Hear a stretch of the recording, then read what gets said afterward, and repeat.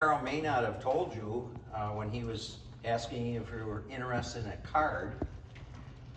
This is a 2-year certification card, and this program that we're going to go through tonight is the exact same program that Lake County asked me to teach the school bus drivers. A couple of years ago, Tallahassee, in their infinite wisdom, decided that it was about time that school bus drivers knew how to do CPR and first aid. And they sent the letters out to the schools on August the 1st, and they said, it's effective the 21st, 3 weeks later. So they panicked. Where are we going to find an instructor? And one of the school bus drivers worked with me over at the sheriff's office as a Citizens on Patrol volunteer. He knew I taught, so he put me in contact with the school board, and they said, can you help us out? And I said, well, I'd be happy to help you out, to get you going, but this is going to be an ongoing process because all new school bus drivers are going to need this training. And I'm not looking for a full-time job. So I said, I'll help you out and get you started. Well, how much do you need to do this? I said, nothing. Well, they fell over, you know. So, but I said, just, you know, be on the lookout for finding somebody because I'll help you. 5 months later, I was still teaching. So here's the reason I bring that up. If you want a card, you might be able to become a school bus driver. No way. Okay, so there you have some incentive, right?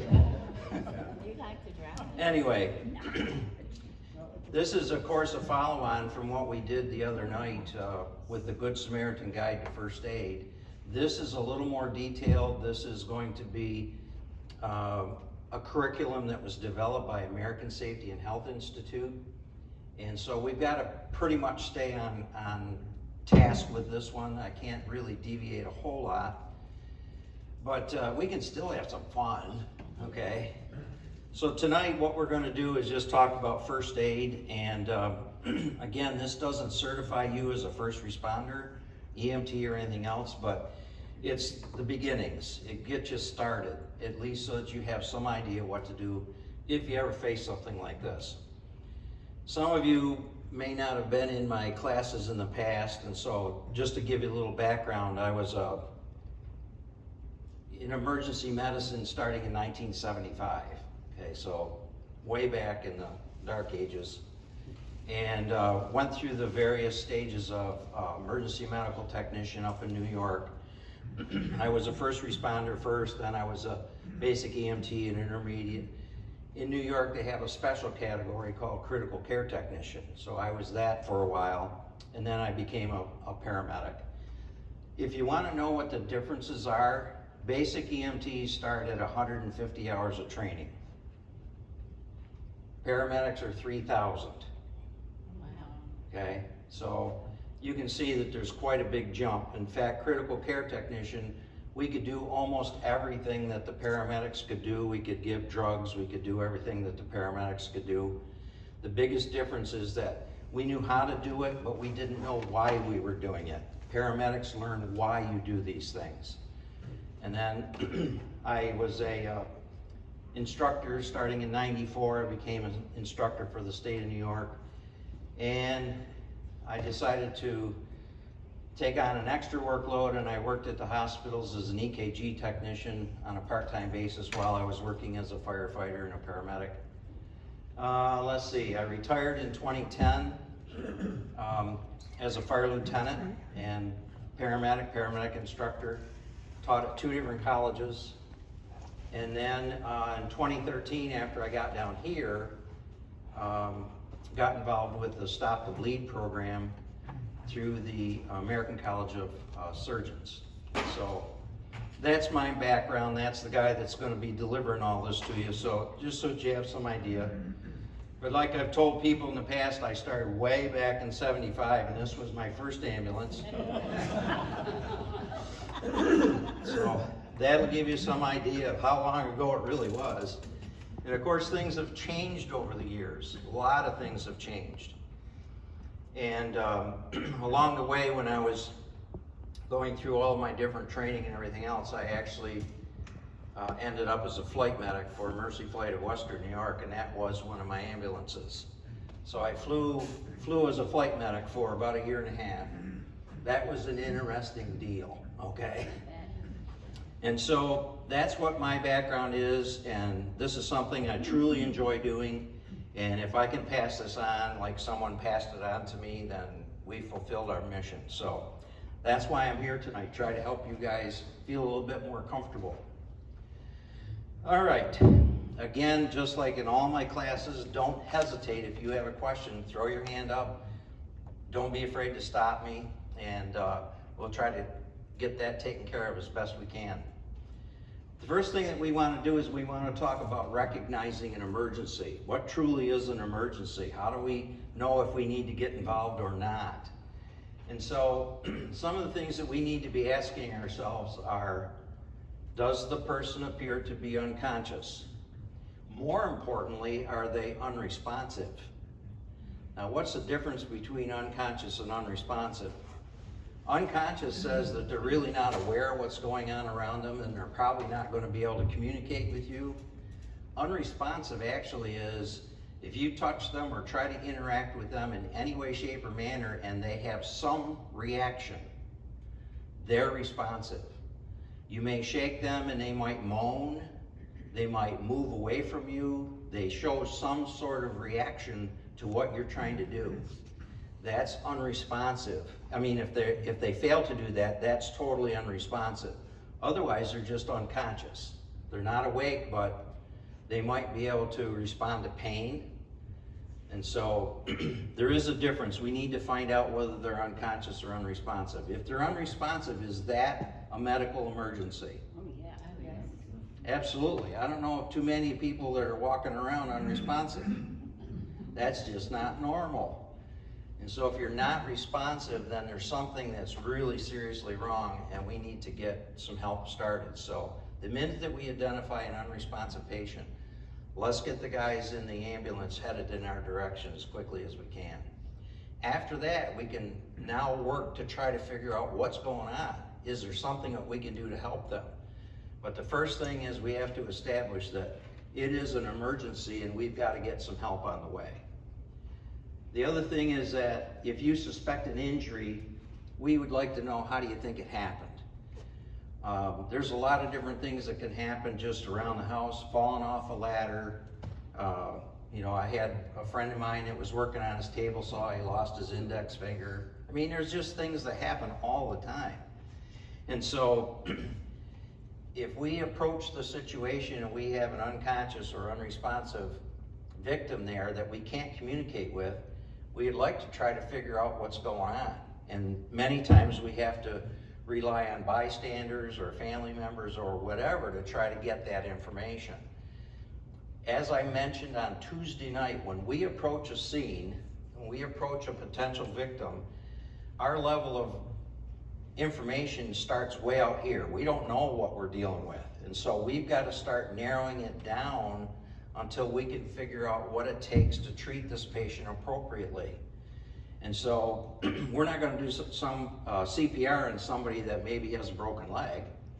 If they're breathing normally, I mean, why would we do CPR? So we've got to take this victim, this patient, and we've got to start narrowing it down to try to figure out what's the problem here so we can treat it.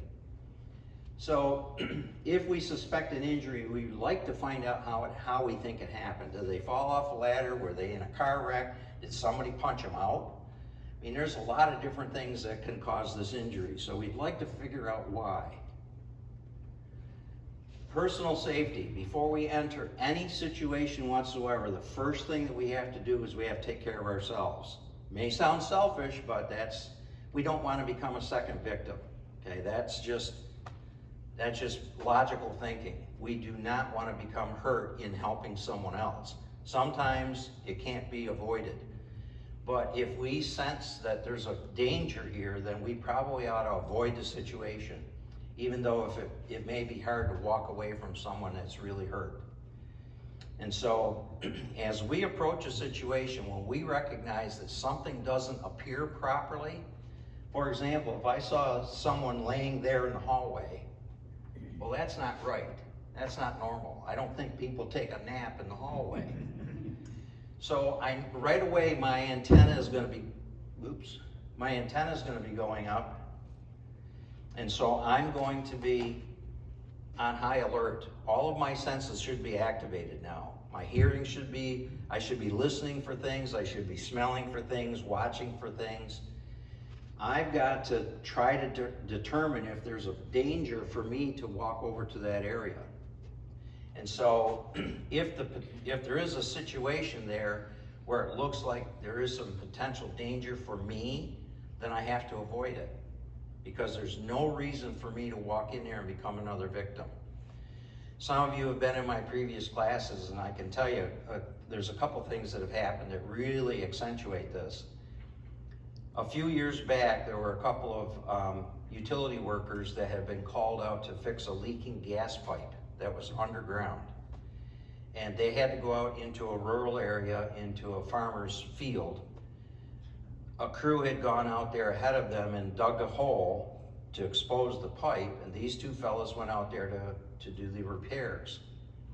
And as they were out there, one of the guys jumped down in the hole to start working on the pipe. His friend stayed up on the surface, and a few minutes later he looked in the hole, and his buddy is like flat out on the ground. He knew there was a problem, so fortunately he got on his cell phone and he called for an ambulance right away. He didn't know what the problem was, but he called 911 and he got the rural fire department headed in that direction.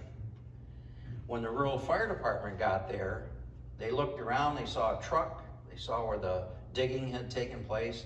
They went out there to see what was going on, and now there's two guys in the hole, passed out. One of the rural firefighters said, "Oh, I got to get in there to help them." He jumps in. 3 people died that day. Okay? Because they didn't take the time to step back and say, "I wonder what's going on." His partner should have said, "Gee, I wonder why Joe passed out." Yeah. And he jumped in to try to help out. Of course, that was his friend, his co-worker, so you can understand why he was anxious to do something. And the same thing with the volunteer firefighter. He was anxious to help these 2 victims. Well, he became a victim himself. And so I tell that story only because if you're ever faced with a situation where you see something that is a potential emergency, kind of check around, look, listen, smell, see if you find something that's unusual. Maybe the reason that person's laying in the hall is because they got hit with a noxious gas. And if you walk over there and you get hit with the same thing, you might end up right beside them. And so just pay attention, folks, because it's not going to help the victim, and it's not going to help the rescuers if you become a second victim, okay? So that's rule number 1, protect yourself first. If the situation becomes such that it's dangerous to stay there and try to treat the victim, then get away. If you can bring the victim with you, great. If you can't, you got to leave the victim. You do not want to become a second victim. Point made? Okay. All right, so look for hazards, consider hidden dangers. If not safe, don't go in. If it becomes unsafe, get out. Car wrecks on the side of the road. I'm sorry, go ahead. That's right. Could you just say, what didn't they notice that they should have noticed in that situation? Well, first of all, it's a gas leak. Okay, so that should. Why wouldn't they smell that big time from the? Don't know. I wasn't there, but all I know is that there were warning signs and they overlooked them. And what were the warning signs? Just somebody's unconscious. Well, that was one fact. It was a visual warning sign. Hey, Joe was passed out in the hole.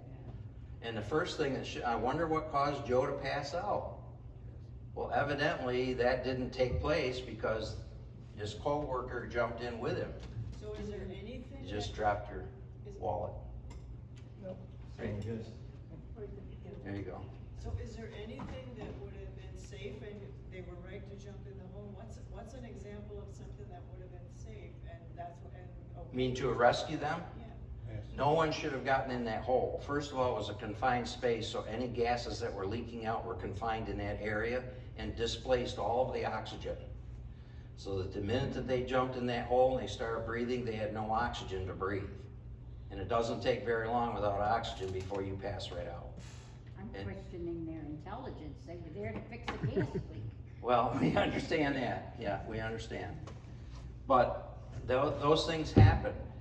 Same thing happens out on the highway when you see a car wreck. If we happen to be the first one on the scene and we see someone laying out on the road and we want to go up and try to help them out, well, you better look around first, because maybe there's wires that are down and you don't have to step on the wire. It has a force field of 30 feet around it. So if you get within 30 feet of that wire and you step in that force field, you could be electrocuted right now. So how could any of us be a good judge of that? How is that possible even? A lot of it is training, all right? Like I didn't know about the 30-foot force field until I became a firefighter, all right? What is such a thing? I didn't. But now I'm aware of it, and so now you're aware of it, okay? Except that how would I know that that's one of those kind of wires, or it's a telephone wire, or it's a Well, cable wire? here's the thing that should cause you to stop and think. If I see a wire down, you have to assume the worst. To protect yourself, you have to assume the worst. That's probably electrified. If I get near it, I could be fried. So the result of that is if you see a wire down and it's touching the ground, and especially if it's touching water, don't go within 30 feet of it, whatever 30 feet. I wouldn't get anywhere closer than even 50 feet. I would stay way back. There's water, goes much further. Yeah, I would stay way back. But that's just my point, you know, you need to listen. Do you hear gunshots going on in the distance? Do you hear, do you hear fire burning somewhere? You know, there's a lot of different things that are gonna trigger your response to say, maybe I better wait a second and check this out before I go bolting in there. Or maybe I should, if it looks unusual, there's almost nothing to check out that we would know. And the first thing that you can do is what? Call 911. Call 911. Yep. We've had the training, and we've got the heavy coats on and we've got different equipment to protect us, so let's let the fire department come out and deal with it, all right? That's usually the smartest thing that people can do.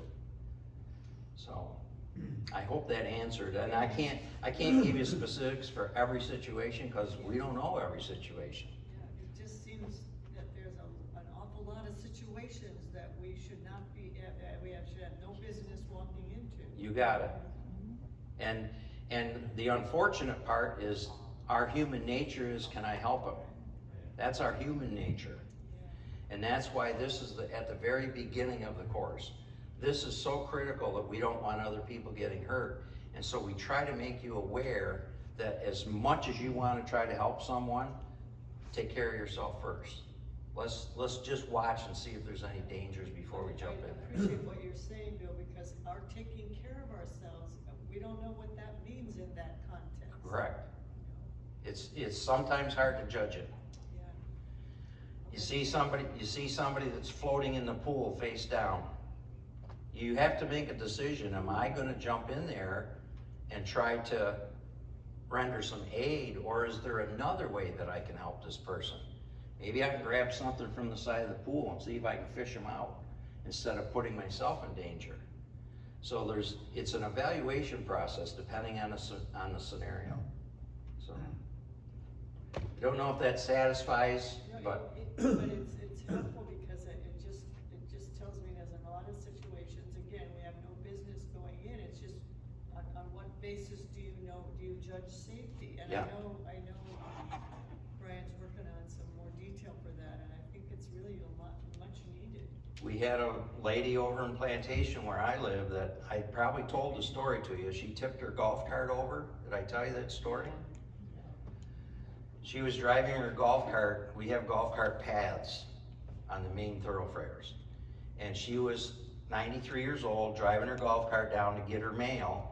And we have little stop signs at the intersections for the golf carts. And there was a cart coming from the other direction. There's room for both carts, but it's tight. So she pulled over to the right so that this other cart could get past. In the process, she hit the stop sign and flipped the cart over, Oh, gee. and it threw her out of the cart and onto the street.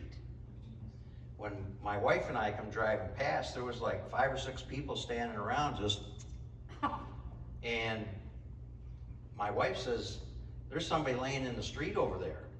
So I pulled over, grabbed my medical bag, went running back. Well, the first thing I noticed was a puddle of blood about that big around, Oh, Lord. right in the street. So right away, my antenna went up and I said, I wonder what caused all that blood. And I looked around really quick, because I didn't know what had happened. I didn't know if a car had hit her and the car was still, I didn't know what had happened. And so I kind of looked around to see what everybody else was doing and what was going on. As I'm walking up, I'm kind of on high alert looking to see what's going on. Come to find out that she had hit the sign, flipped it over, and she had split her leg wide open and it was bleeding like crazy. And so we took care of it. But again, I only bring that up because as I'm approaching, everything else is on high alert. I'm looking to see what could have caused this. Because am I putting myself in danger by even walking up there? So it's just, you know, it's one of those things you have to pay attention to, okay? More importantly, if you're on the scene and all of a sudden you recognize that things are really getting dangerous, you gotta back away. Even if you have to leave the patient, you've gotta back away. But it could be dangerous from some non-medical reason. You're in the middle of the street. It Right. stops the cars.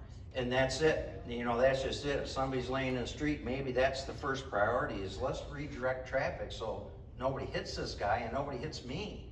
Yeah. Let's redirect the traffic first.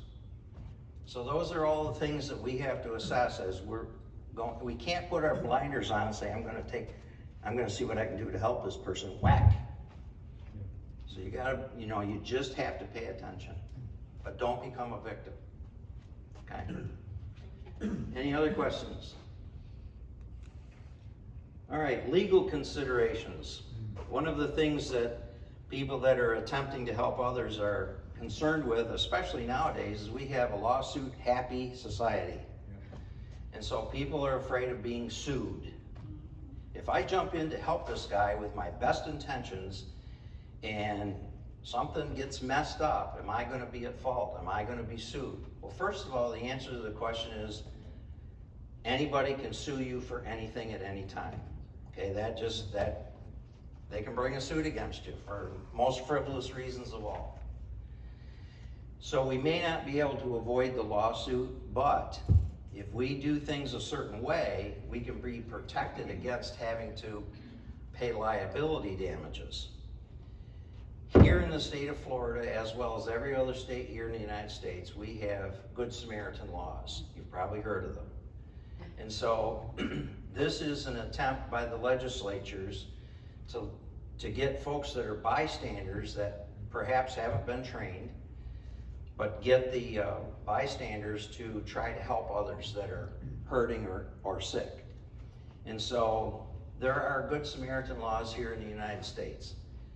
One of the things that we have to do as potential rescuers before we start laying hands on somebody, if they are alert and awake and they can communicate with us, before we touch them, we've got to get their consent.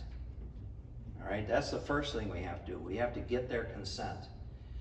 So if we've got someone who's incapable of making a decision, perhaps they're just really inebriated, or there's some other reasons why they might not be functioning at their best, then we are allowed to help them even though they may object.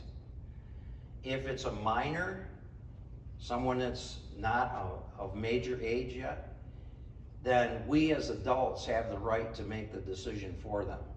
So if they don't have a guardian around or a parent that's watching over them, and we see a child, let's say, that's been bleeding badly, and we observe that, we can go over and we can start to help that child, even though the child protests.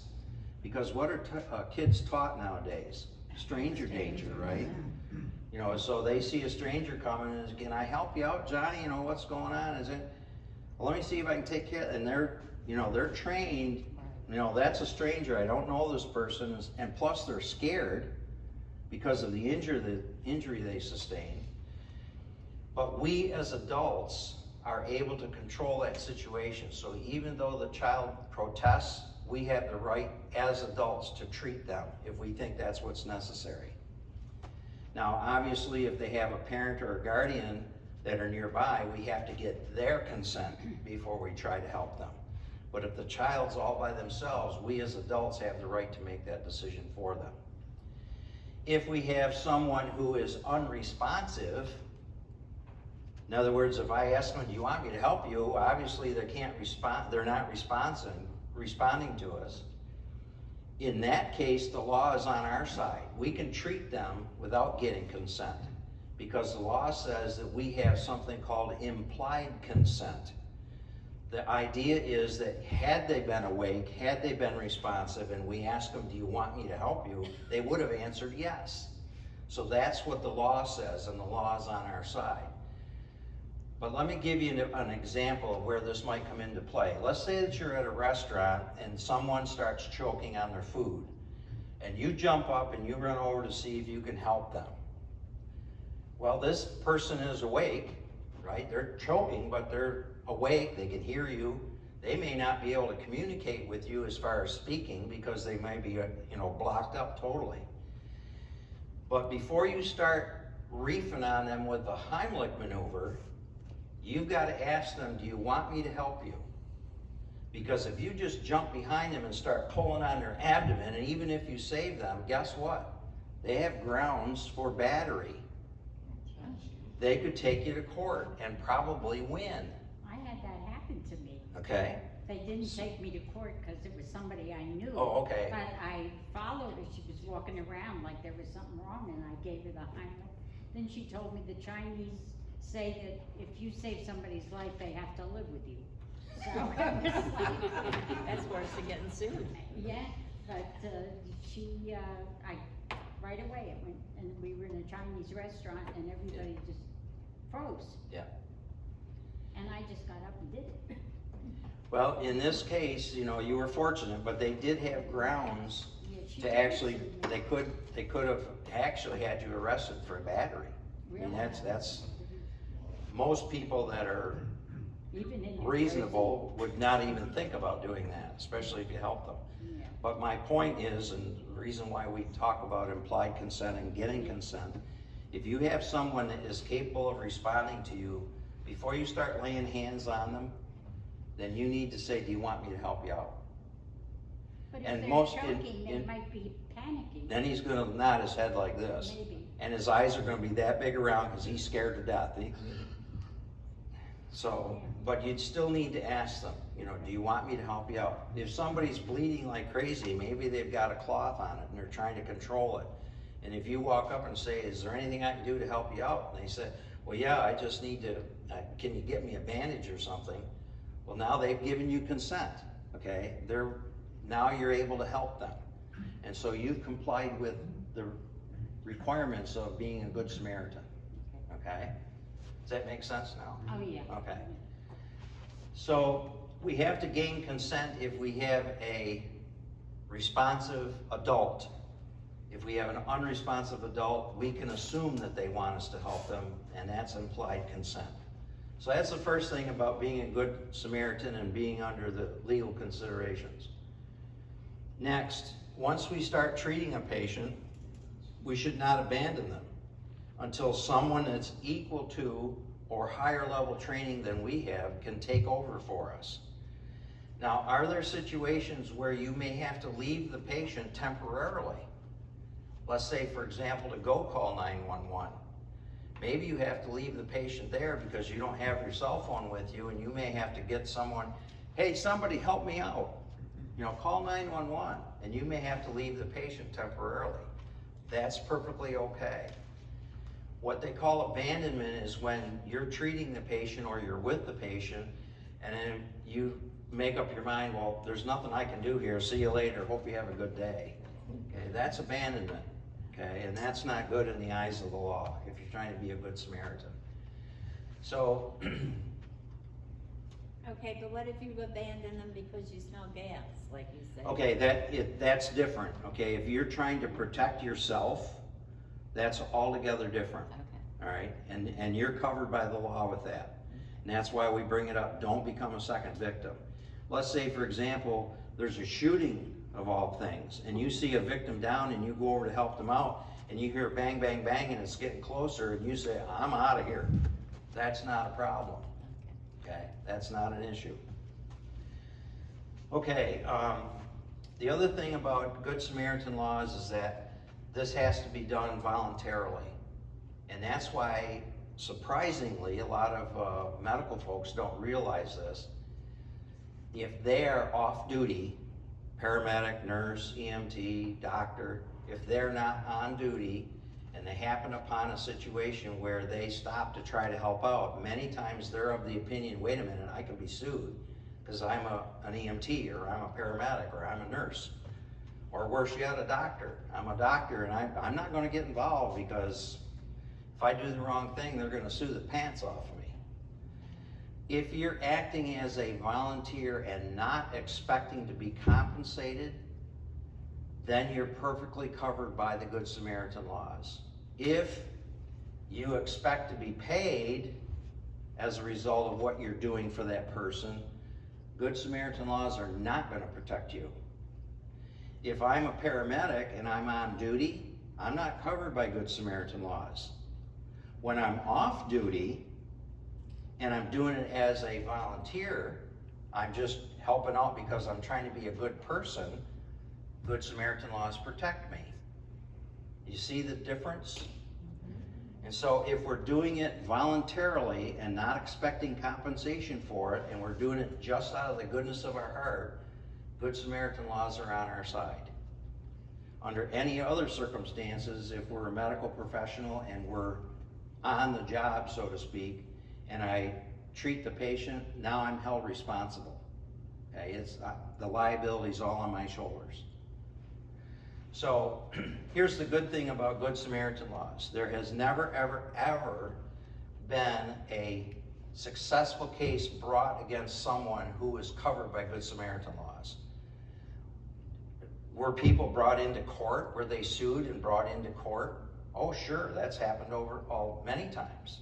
And you may have to have an attorney to go to court to help you. But there's never been a successful lawsuit in the United States brought against someone who was covered by Good Samaritan laws.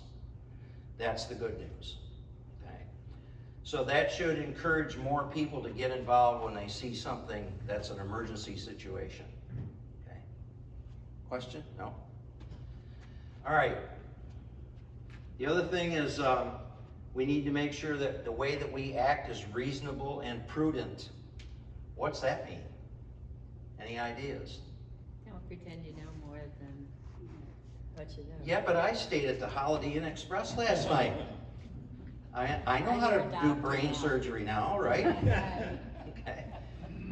So we have to do what is considered to be reasonable and prudent. If somebody's choking, I might try the Heimlich maneuver if I have some idea how to do it. I'm not going to do a tracheotomy. That's not reasonable or prudent, is it? No.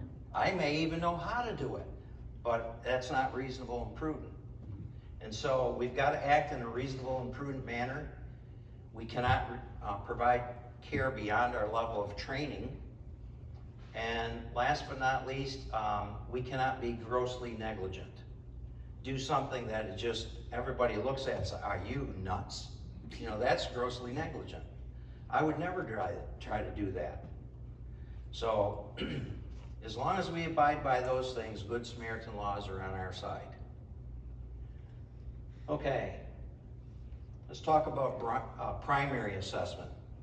Because normally what we do is we go through a primary and a secondary assessment. But the primary, if we have an unresponsive person, first of all, we've all acknowledged that is an emergency. So our first action should be call 911. Either we do it ourselves or we get someone to do it for us.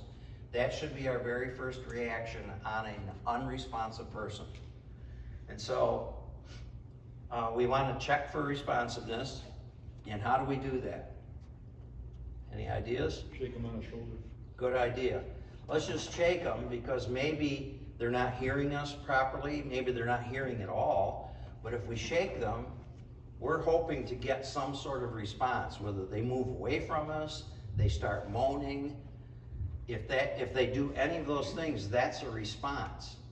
And so the first thing to do is find out, do we have a responsive patient? And we got to talk to them, and we also have to touch them. We have to do something to them. If they are unresponsive, then we're going to activate 911. And if we know that there's a defibrillator nearby, we're either going to go and grab it or we're going to send someone to pick it up for us.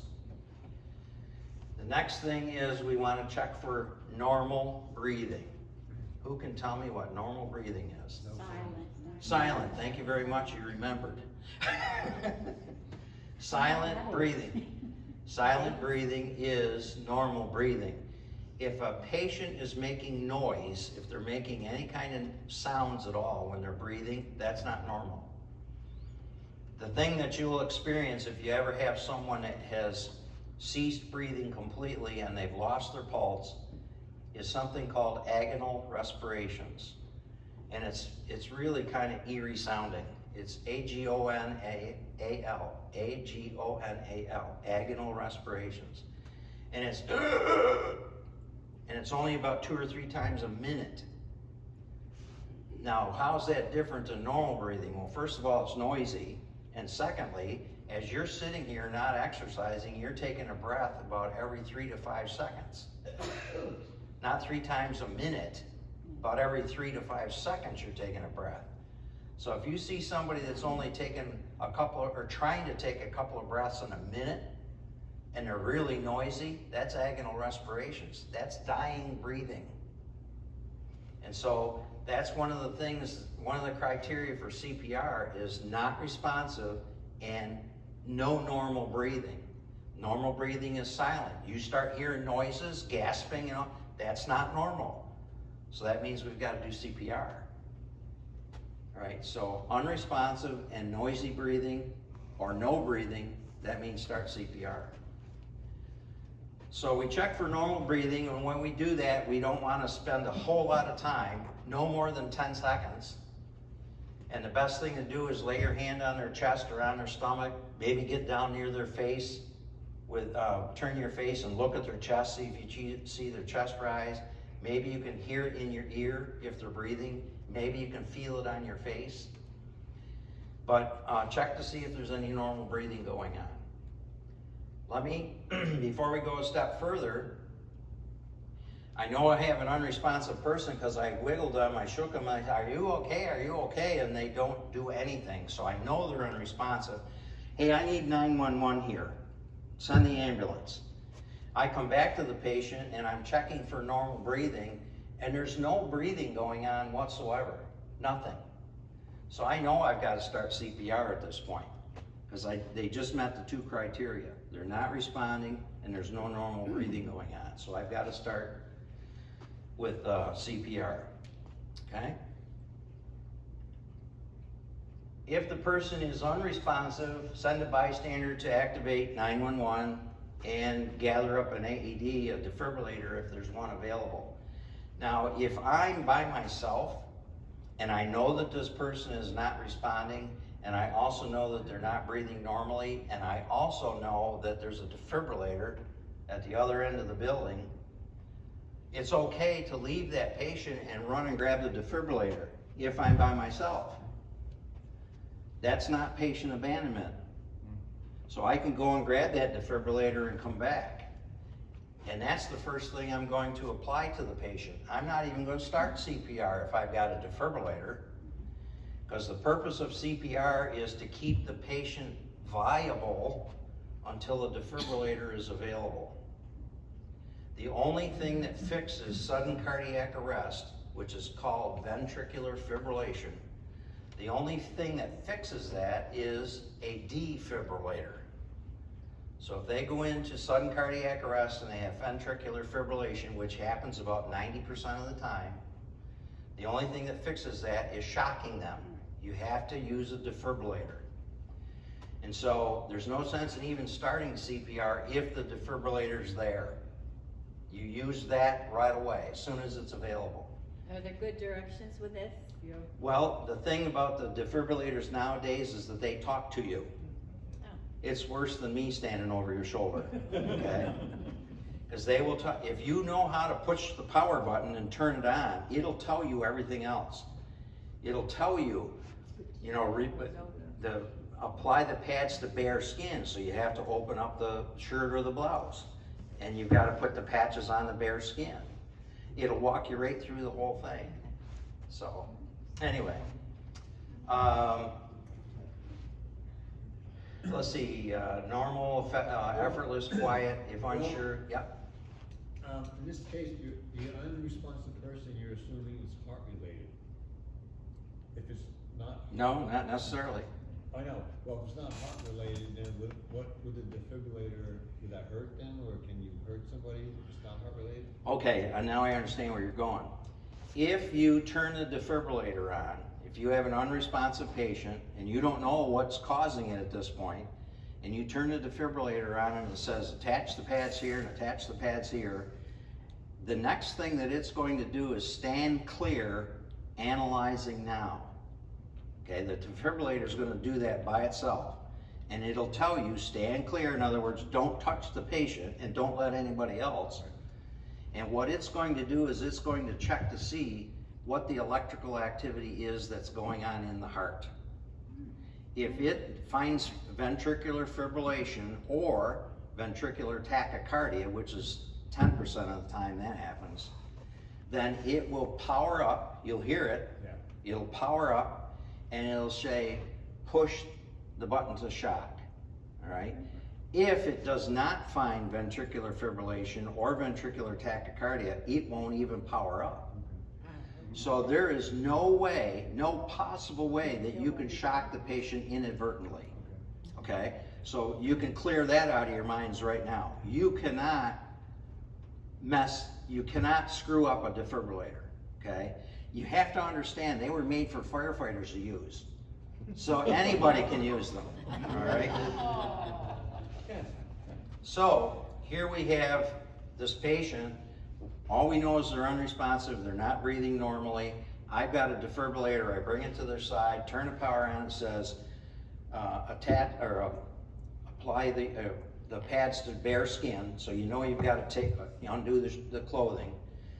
And then there's pictures on the pads to tell you where they're supposed to be placed. One goes up here, the other one goes down here on the lower left ribs, one up here in the upper right chest. And then it'll say, stand clear. It's going to analyze. Now, why do you suppose I should not be touching the patient when it's doing the analysis? Decides to push shock. Well, no, it's not going to shock on its own. You have to push the button. It might analyze your. You pulse, got it. Yeah. Because you have to understand the defibrillator is measuring electrical activity only. So if it's finding ventricular fibrillation with this patient, then it's going to advise a shock and it will power up. However, if I'm touching the patient and it reads mine as normal sinus rhythm, it's going to say no shock advised. And then, So when it said, there's two times when the defibrillator tells you to stand clear. Number one, when it's analyzing, so you don't mess up the electrical signal. Number two, when you're ready to deliver the shock. It'll say stand clear, press to shock. And you want to clear everybody, not just yourself, but everybody that's around that patient. So there's two times that you're going to stand clear of that patient. Okay, that answer it for you? Okay. All right, so moving on. All right, we're not going to do CPR tonight. That's a separate course, and a lot of you have already done this. So, but here's a refresher. CPR is now 30 compressions and 2 breaths. And you just repeat 30 compressions and 2 breaths over and over and over and over. Now when you do the compressions, they have to be 2 inches deep. As a matter of fact, the new 2020 standards say between 2 and 2.4 inches. So bring your tape measures with you. Okay? So between 2 and 2.4 inches deep, And it has to be at a rate of at least 100 a minute, between 100 and 120, which, if you think about that, that's 2 every second. That's moving. Okay, I know how to count to 30, that's no problem. I'll just go through my toes and I'll get to 30. But how do I know how fast 100 a minute is, or 120 a minute? Well, the best thing to do is try to think of some sort of a song that has the beats that are about the same thing. And what I do in my CPR class is, like, if you know row, row, row your boat, that's about 102 beats a minute. Row, row, row your boat, okay? So if you can remember that when you're doing the chest compressions, you'll be good. For those of that are familiar with the Marine Corps hymn, from the halls of okay, that's 103 beats a minute. The golden standard that most every class teaches is Staying Alive by the Bee Gees. Oh, okay. Staying alive, boom, boom, boom. Don't do this though. Don't do that. Okay? Don't do that, it doesn't help. Okay? So there's a lot of different things that you can use to try to remember how fast I'm going. Here's the thing, there are no CPR police out there. So if you're doing 90 beats a minute or you're doing 140 beats a minute, who cares? You're doing something to help that patient. And doing something is better than nothing. These are your guidelines. This is what you want to strive for.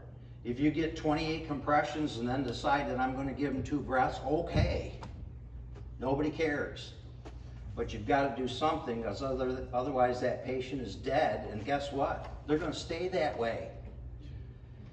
You cannot mess this up. Can you hurt a patient with this? Oh yeah, you can break ribs, you can separate cartilage, you can do a lot of damage to this patient. But they're dead, and you can't make them deader. It's not possible. So no matter what you do to them, it's better than what they are right now, because they're already gone. And so whatever you can do to help them is a good thing. All right. How long do we keep that up? As long as you can. Well, I shouldn't say that. First of all, you would do CPR until the defibrillator arrives, all right? Or you'll do CPR until somebody can take over for you. I did CPR on a gentleman over here at Pear Park 3 years ago. He collapsed in the parking lot. He was changing the tire on his car. And before I got my squad car stopped, he went face down in the dirt. I rolled him over, found out he was unresponsive and he didn't have any normal breathing going on. So I did 30 compressions, ran back to my squad car and grabbed my medical bag, which had a face mask in it, and also my portable radio so I could call for help. I was there for 12 minutes before anybody showed up doing CPR in 90-degree heat. I was shocked by the time somebody rolled up, came up to help me. But as soon as they came up, how can I help? And it was a deputy sheriff. How can I help you? And I said, can you do CPR? And he says, yeah. And I said, please take over. So he did. So if the patient is responding, if all of a sudden they wake up, Yeah, that's what I'm. if all of a sudden they wake up and you've got 20 compressions, you don't say, wait a minute, I got 10 more to go. Okay, you finish, you stop, wait a minute, okay. So you back away and you let them revive. So that's first time that you would stop CPR. Secondly, if you've got somebody to take your place. Thirdly, if the defibrillator shows up, because the minute that the defibrillator's there, you want to apply that, because CPR is not going to fix sudden cardiac arrest. It doesn't. The only thing that fixes it is the defibrillator. The CPR keeps the patient going until the defibrillator shows up. So as soon as the defibrillator shows up, stop doing your CPR, attach the defibrillator. And the other thing that you can do when you stop CPR is, I'm just too doggone tired to keep going.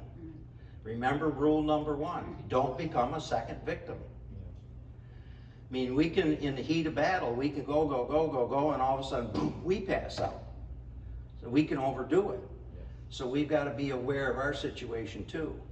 So if you're too tired to keep going, then stop. That's perfectly acceptable. That's not patient abandonment. That's perfectly acceptable. So did that take care of it for you? Okay. All right, so those are your magic numbers. At the end of the test tonight, on the final quiz, that's your example, or your answers. So it's 30 compressions that are 2 inches deep, at least 100 a minute, and then you give them 2 breaths. 30 compressions, 2 inches deep, at least 100 a minute, and then you give them 2 breaths. And you just repeat that over and over and over again, till you can't anymore. Yes? I have a question. If you put the defibrillator on and there's absolutely no electrical activity, Yep, it will not shock. okay? Let me explain Yeah, I it. was curious. Let me explain how the defibrillator works, all right? First of all, it's all computerized. We know that. When I became an EKG technician, I had to memorize, you know all the little squiggly lines on the paper from an EKG? We had to memorize those rhythm strips. That's what they're called. We had to memorize them. There were 86 different rhythms that we had to memorize just from looking at the squiggly lines. Out of those 86 rhythms, there's only 2 that are shockable. Wow. Ventricular fibrillation and ventricular tachycardia. The other 84, you cannot shock. It does no good whatsoever. And so your only alternative in that case is CPR. That's all you can do. Okay.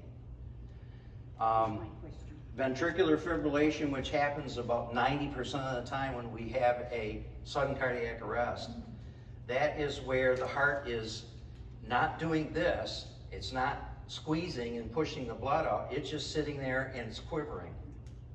And it's because there's a problem with the electrical system in the heart. So it's just sitting there quivering. The reason why the heart goes like this is because we send out an electrical impulse from an area of the heart called the sinoatrial node, top part of the heart. It sends out a little charge of electricity, and it causes the heart, which is a muscle, to go contract. Same thing as if I took a bare wire from the wall and touched you on the arm with it. Your arm would go involuntarily. And that's what happens in our heart. Every time that sinoatrial node, the SA node, which is sometimes called an internal pacemaker, every time that sends out an electrical charge, it causes that muscle to go, it squeezes, and it forces all the blood out of it. When that electrical system gets out of whack, the heart can't do this anymore, it just sits there and all it does is quiver. So the blood just sits in it. Ventricular tachycardia is where you have to think about tachy is fast. It's like a tachometer on a car. And the higher the tach goes, the faster the RPMs. Well, the same thing in the heart. Normally, just sitting here at rest, we're probably around 65 to 75 beats a minute. When we get into tachycardia, it'll sometimes zoom up to 250, 280 times a minute. And now, if you can imagine what's happening, when the heart squeezes, all the blood that's in there gets pushed out, it goes out to all the other parts of our body, then the heart relaxes and the blood flows back into it again and it refills. Next electrical impulse comes, pushes it all out, opens back up again, all the blood flows back in. When we have ventricular tachycardia going on, it's going so fast it doesn't have a chance to refill with blood. So even though the heart's pumping, it's like it's not pumping at all because it's not pushing the blood out. Does that make sense? Yeah. So here's what the defibrillator will do for us. It's designed to cause the heart to come to a complete standstill. People are of the opinion that a defibrillator, we give them a boost of energy. We give them a charge of electricity so that it kickstarts the heart, and it does exactly the opposite. It stops the heart. That's what it's designed to do. These electrical impulses that are firing out of the sinoatrial node, they're in a chaotic condition, and we have to cause it to stop. Think about if you have a problem with your computer, okay? And you try this, and you try that, and you try something else. What do you finally do? You reboot it, right? By doing what? You shut it down. You turn the power completely off. And you wait a little bit, you fire it back up again, and what's your hope? that it's gonna start operating the way it's supposed to. Well, that's exactly what happens with a defibrillator. The defibrillator, we shock the heart and it stuns it to the point that that SA node, that internal pacemaker, stops firing temporarily. Gives it a chance to reorganize. And when it reorganizes and starts firing again, hopefully it'll come back on a regular basis instead of very chaotic. So that's the purpose of a defibrillator, not to jumpstart the heart, but to stop the heart. You can blame the medical shows for that. Oh, They make it exactly. look like that's what Yeah. happens. In fact, what happens the guy's wired up and he's laying in the hospital bed talking to his family members and all of a sudden, Yeah. and what happens? We hear, in the background, we hear beep, beep, right? And it's all flatline.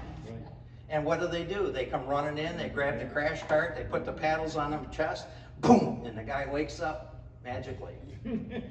Well, guess what? That flat line is called asystole. That's one of the 84 rhythms that you can't shock. That's how messed up it is. Yes, ma'am. I wonder, like, when you first use the defibrillator, you try that, and it doesn't shock the heart, can you reboot it and try again? No. Once you turn it on, you don't turn it off. Okay, here's why. Here's what happens. It says put the pads on, you put the pads on. It says stand clear, analyzing now. It says no shock advised.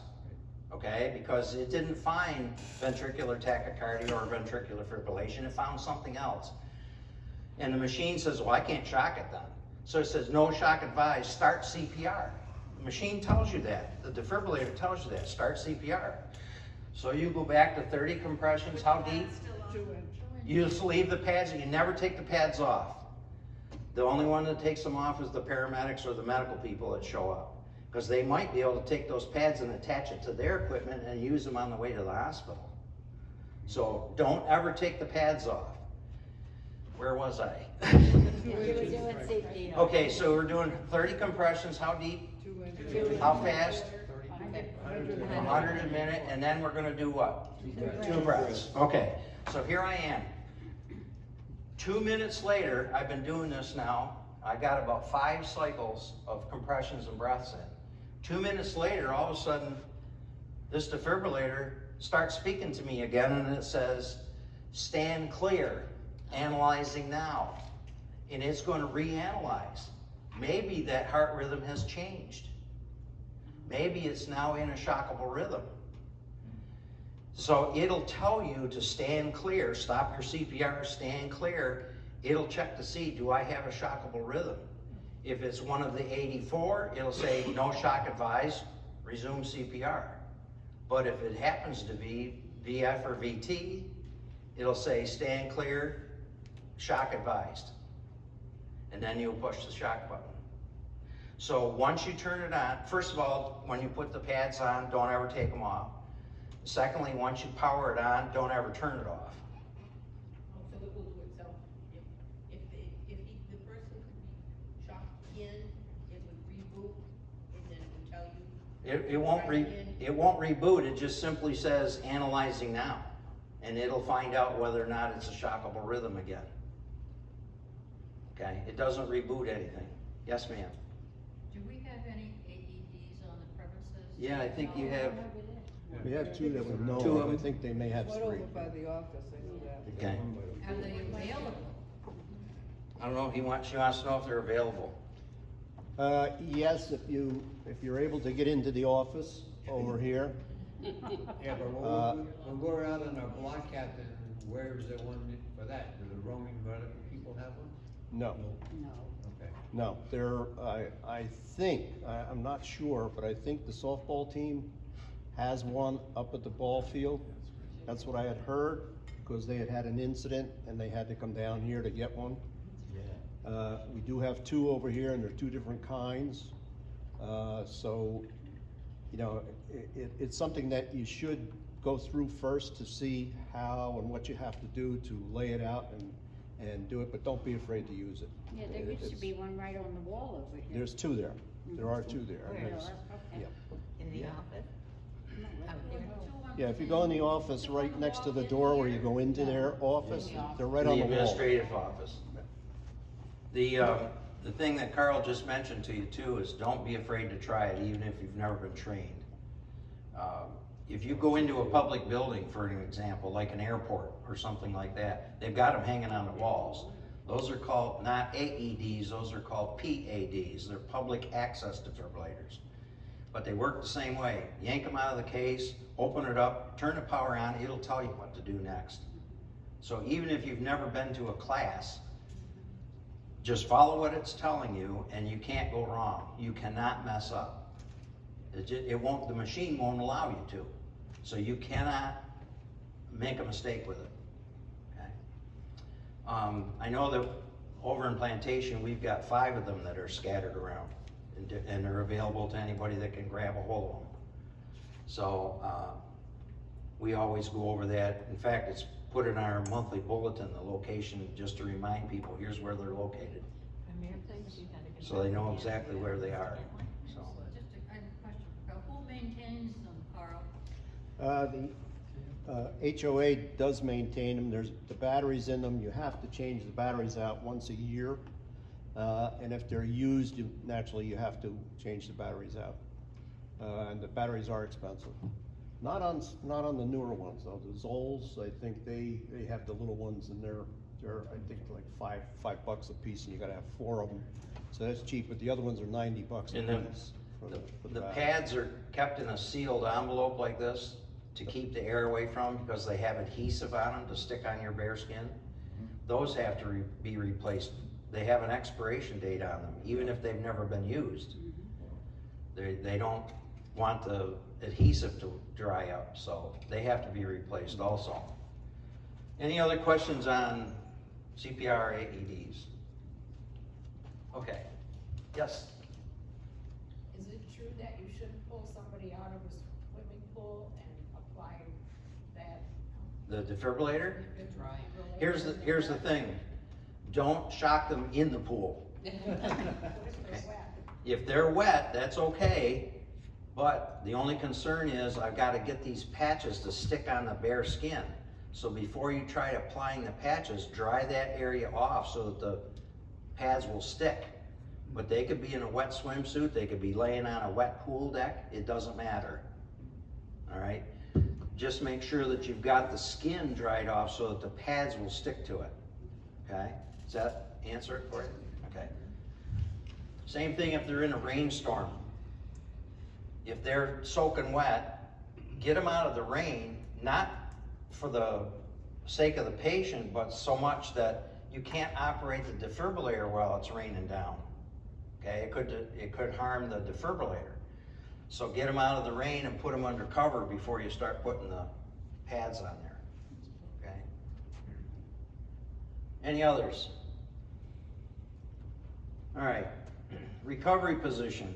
So let's assume that either one, our CPR was helpful and the patient revived, or number 2, which is probably more the case, we defibrillated them, we shocked them, and they revived. They woke up and what's going on? What's happening? Well, this is the case where we want to now put them in the recovery position that we talked about on Tuesday night. Does anybody remember how we do that? We're going to roll them on which side? Preferably the left side, okay? And so the reason we do that is so that as they have fluids that are building up in their mouth, they get to drain out. The tongue is not laying at the back of their throat when they're laying on their back, so it makes it easier to breathe when they're on their side. What happens if all of a sudden they go unresponsive and stop breathing again? Put them back on their back and start the process again, right? All right, so we want to protect the airway, drain the fluids from the mouth, keep the tongue from blocking the airway. Frequently assess breathing. As we've got them laying on their side, we're just going to keep monitoring them and make sure that everything's okay.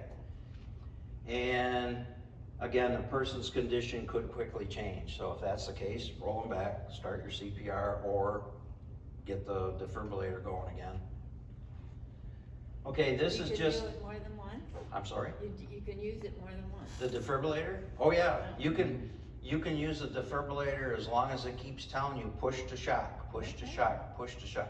We used to, years ago, we could only shock them a maximum of 9 times. Okay. Now you shock until the battery's dead, and it could be as many as 50 times. He's good. Okay. So yeah, you just follow what the defibrillator says, and if it tells you to shock, then push the button to shock it. And eventually, you know, if you shock them so much that the battery runs out, well then it can't tell you anymore. So, and by then, hopefully the EMS people have arrived. Okay, so this just kind of goes through how you pull them into recovery position. The key thing here is make sure you pull the patient toward you instead of away from you. And you can see here, I think, if you look at the picture a little bit, that one right there, notice how she has her arm and her elbow is touching the floor and she's got her face laying on her hand. That keeps her from rolling over, you know, onto her face. And what you can't see behind the rescuer here is her knee. See how it's bent? Her knee is now touching the floor. And so that knee is keeping her from rolling over also. But the key to doing this is just, you want to pull them as a unit. You don't want to just pull their top half and then pull their bottom half. Get one hand behind their shoulder, one hand behind their hip or their knee, and pull them all at the same time. Can you use their belt as leverage or not? You could, but you're going to be reaching across the patient and grabbing, you know, you're reaching away from you to get them on the other side, and you're trying to roll them over. If you grab them by the belt, you may not be able to pull them far enough. I mean, if you need to do that, then fine, but best thing is get them by the shoulder, get them by the hip, and roll them all at once. Okay. Any others? Okay, so that was an unresponsive person. Now we're gonna move into a responsive person. So now we find somebody that they are reacting to us somehow. Either they're talking to us or they're moving away from us when we're trying to touch them, but they have some sort of reaction. And so we want to look for life-threatening problems. Name something that you would be looking for that could be life-threatening. Drug overdose. Okay, bleeding. Difficulty breathing. Okay, yeah, if they're really gasping for air. Anything else? You know, Chest face pain. drooping. An artery. Yeah, if they're spurting, like she was mentioning, bleeding. Oh. Okay. Chest pain. Symptoms of Yeah. a stroke. Yeah, if they're exhibiting something that looks as though they may have some paralysis. So there's a lot of things here that we could look for to see if they're life-threatening. Next, we want to let them know, well, I'm Bill, I'm your neighbor from up the road, and is there anything I can do to help you out with? Because remember, they're responsive. So before I do something to them, I have to get their permission. So introduce yourself and say, can I help you out here somehow? Is there anything that you need me to do? It doesn't have to be much, but as long as they say yes or they indicate yes somehow, you're good to go. Check for diminished level of responsiveness, altered mental status, or difficulty breathing. Like in this particular case, this guy looks like he has a blank stare off into space somewhere. That's probably altered mental status. We don't know what's causing it. It doesn't matter at this point, but it's abnormal. Scan the body for serious bleeding. So this is what was mentioned earlier. That's could be a life-threatening situation. The lady that rolled out of the golf cart, they had the puddle of blood on the ground. You know, that was a life-threatening situation. And as you walk up, that was pretty evident. You could see it right away. So those are the things you need to be looking for. Okay, this talks about control of bleeding. I think they've done a terrible job on these slides because they make the print so small. They should have split it up into 4 separate slides, but anyway. For those of you that have been in my Stop the Bleeding class, what is it that controls bleeding? Pressure, thank you very much. And it could be from various forms. We can create pressure a lot of different ways. The first most direct way is with our hands. Just start pushing on it, okay? And we can control a lot of bleeding just with our hands. Another way that we can control pressure or control bleeding with pressure is with a tourniquet. We let the tourniquet create the pressure. And so I'm going to pass these around so that you have some idea what they're looking like. But these are commercial tourniquets. In fact, this is the same style that the military uses. These are called combat application tourniquets. They're available to the general public. And they are designed to do one thing and one thing only: create pressure. And so what we do with these tourniquets, which we can only apply them to limbs, okay? These funny things that stick out, that's the only thing that we can put tourniquets on. This is a funny thing also, but we don't put the tourniquet here. Okay? We don't do that. That's a universal tourniquet and it will stop all bleeding, guaranteed. Okay? But we do not do that. And so the use of a tourniquet is nothing more than another way to create pressure. The thing with tourniquets is that when we apply it, we never loosen it up. And we apply it until all of the bleeding has stopped. Not till it's slowed down, but it has to be stopped completely. And we leave the tourniquet in place. We never loosen it up. We never take it off. The only people that take tourniquets off are paramedics and doctors. So, first thing we want to do is remember that pressure is what controls bleeding. If we can do it with our hands, if we can put some gauze or other dressing on there and push down on it, and we can get the bleeding to stop, that's cool. We never let up on the pressure. What happens is people will put pressure on and they think after 5 minutes, well, maybe it's stopped now, and let's look. And then it starts bleeding again. What was the reason why we did the pressure in the first place? Because we wanted to clot. Now you take the pressure off and it breaks that clot, and you have to start all over again. So once you start the pressure, do not let up on the pressure until somebody else can take your place and put the pressure on for you. Or you find another way of creating pressure. You can create a pressure bandage for them. So if you push down and you get the bleeding to stop and you wrap some gauze material around there and then wrap it real tight to push down on the gauze, okay, you've created a pressure bandage, but you still have pressure. But don't ever take the pressure off. Same thing with a tourniquet. Once you apply a tourniquet, never, ever, ever loosen it up or take it off. Okay, so there are areas of our body where we cannot put a tourniquet. Would you agree? I mean, how about up here in this area? Can I put a tourniquet here? Can I put a tourniquet here? How about down here? No, I can't.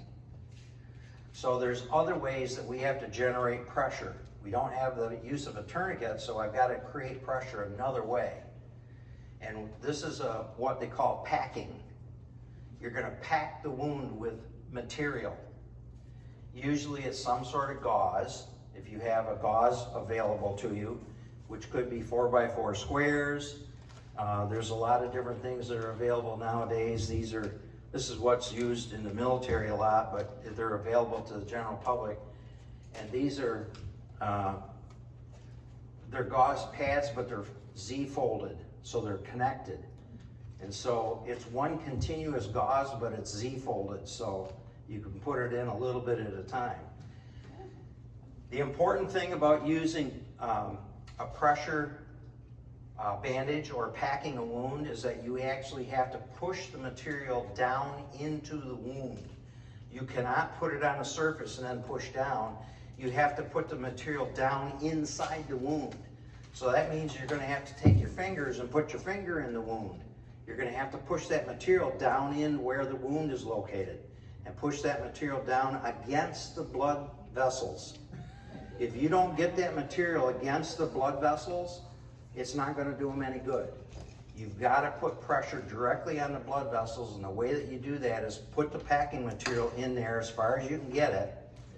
Keep piling it in there until you've got a little mound on the outside of the limb or wherever the area is that you're packing, and then put pressure on the excess material. That way it puts pressure directly on the blood vessels. If you put it on the top, you're not gonna do it. It's not gonna work. So on those areas where you can't put a tourniquet, then you wanna put packing material, stuff it right into the wound. Any questions on that? Okay, this, I'll take one of them here, I'll just take this. I'll show you real quick on this one how this works. These are available to the general public. You can get them on Amazon for about 15 or 16 bucks if you're trying to put together a first aid kit. Same thing that's used by the military. The only difference is the military version is about $40. This is the same thing. It's made out of, the thing that's important about these is they have Kevlar threading, so it's going to hold up for a long period of time. And most importantly, it has this rod on here that's made out of aluminum. A lot of them that you see on the internet are made out of plastic. And as you start twisting these things, they've been known to snap. The military version has an aluminum, this is called a windlass, by the way, so the military version has a windlass, an aluminum windlass. When you get them from the manufacturer, they're all wrapped up in a nice little plastic bag, and that's how they come to you, like this. And 90% of the people that get them, they stick them in their first aid kit just like this, right from the manufacturer. Takes them 10 minutes to fix them. Now it comes time that you really need it, and time is of the essence with life-threatening bleeding. Now you got to take it out of the plastic bag. You've got to undo this thing, and before you can make it work, you've got to loop this through that little buckle. Now it's ready to be used. But if you have to do all of that while you're bleeding, and remember, you can do this on yourself too. You don't need to have someone do this to you. You can use this on yourself. Every soldier that goes out in the field is issued 2 of these. They get 2 of them for one reason. Number one, they may have more than one wound simultaneously. They may need a second tourniquet for that. Secondly, if one tourniquet doesn't take care of the problem, then you put another one on top of the first one. Okay? If you're a medic with that platoon, you'll carry about 20 or 25 of these so that you have them available for your whole platoon. But anyway, I get injured and I'm bleeding like crazy out of this arm, and I run to my first aid kit and I grab this thing out of my first aid kit and I pull it apart and it's ready to use. So the first thing I do is I grab a hold of the end of it and I take up all the slack. Okay, I just tighten it down. I just take out all the slack. Then I'm going to take this Velcro strap and I'm going to wrap it around until I get up to this area where there's a clip. Got this white tab on here and there's a clip. So what I want to do is get that white tab out of the way, kind of peel that off and stick it to the other side, and then I'm going to take my windlass and I'm going to crank this thing. It doesn't make any difference which direction you go, clockwise or counterclockwise, doesn't matter. And I'm going to tighten this down until the bleeding stops. Not till it's slowed down, but till it stops. And I'm going to keep cranking it regardless of what the patient says, because guess what? This hurts. Yeah. All right?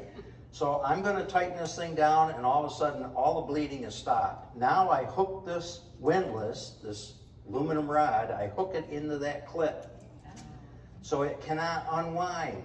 That's the purpose of that clip. It will not unwind. It keeps the pressure on. Now I got all this extra material and I want to get it out of the way, so let's just wrap it around the whole thing as much as I can. And then I want to take this little white tab and I'm going to wrap it across the whole deal, hook it to the other side, Velcro it in place. What's it say on the white tab? Time. Why do we say that? The doctors need to know how long this has been on, because that will dictate how soon they take it off. And whether they take it off all at once or whether they release it slowly. Now that I've shut off all my circulation, now that you've shut off all the circulation, what's happening is this is building up toxins in this part of the limb. As a matter of fact, this is called compartment syndrome. And so what happens is the blood that was in here and the cells that are in this part of the limb, they continue to create metabolism. And when metabolism is created, waste products are given off. So normally, those waste products just go back into the bloodstream, they go back into the lungs. We exhale some of the toxins, sometimes they go to our kidneys, and we eliminate them through urination. But in any event, now that I've got this trapped in here, it's got no place to go, and it's going to keep building up and building up and building up and building up. And if all of a sudden some guy that doesn't know what he's doing comes over and says, okay, well, the bleeding stopped now, let's take that off of there. What happened to all those toxins? They just flooded my body, didn't they? Enough to the point where it could possibly kill the patient.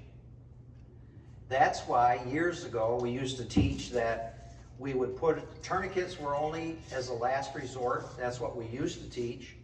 And you would loosen it up after about 10 or 15 minutes and restore some of the circulation. That's all changed.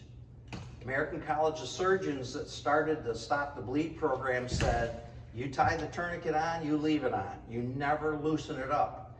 But it's important that we put the time on there so that the trauma doc, when he looks at this, he says, okay, that's been on for 2 hours and 45 minutes. Okay, I'm going to loosen it this much and allow a little bit of those toxins to come through. And that way they can be eliminated. And then if it's been on a lot longer period of time, like 5 or 6 hours, then he'll have to loosen it up even more slowly so that it comes out just a little bit at a time and the body can deal with it. If it's only been on there for 20, 30 minutes, okay, we can just take the thing off. So it's really critical to put a time on there so that they know how soon they can release this thing, okay? But the other thing is that when you're using a tourniquet, it is going to hurt. Patients are going to complain, ow, ow, ow, ow, ow, especially kids. You know, they're scared anyway, especially when they see the blood, they're scared. And here's a stranger that's hurting them even more. So they're hollering like crazy, and you have to ignore all of that. As a rescuer, you have to say, I know what I have to do to help this patient to save their life. And yes, it's going to hurt. But here's what you tell your patient.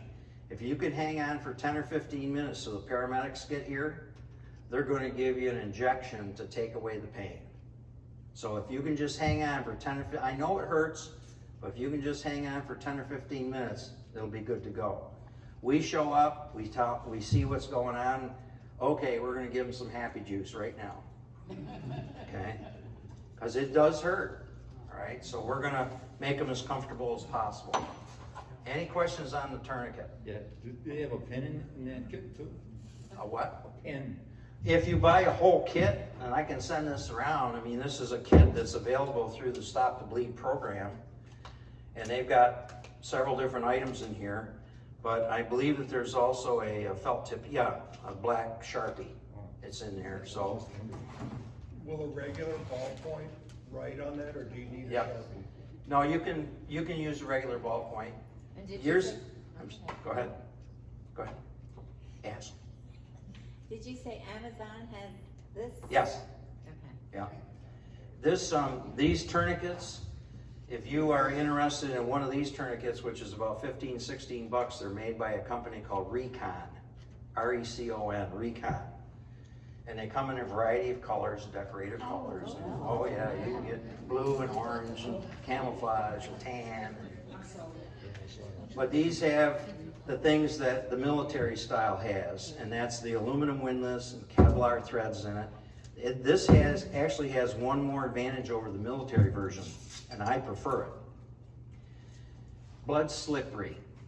Okay, if you've ever handled blood before, you'll know it's slippery. So when you're trying to put this on and you're bleeding like crazy, and you're trying to pull this thing up like this, and this thing gets saturated with blood, and you're trying to pull it, and your hand's sliding, this thing is nice because it's got a finger hole in there. You put your finger hole in there, Put your finger in that hole and now you can pull on it, doesn't matter how slippery it is.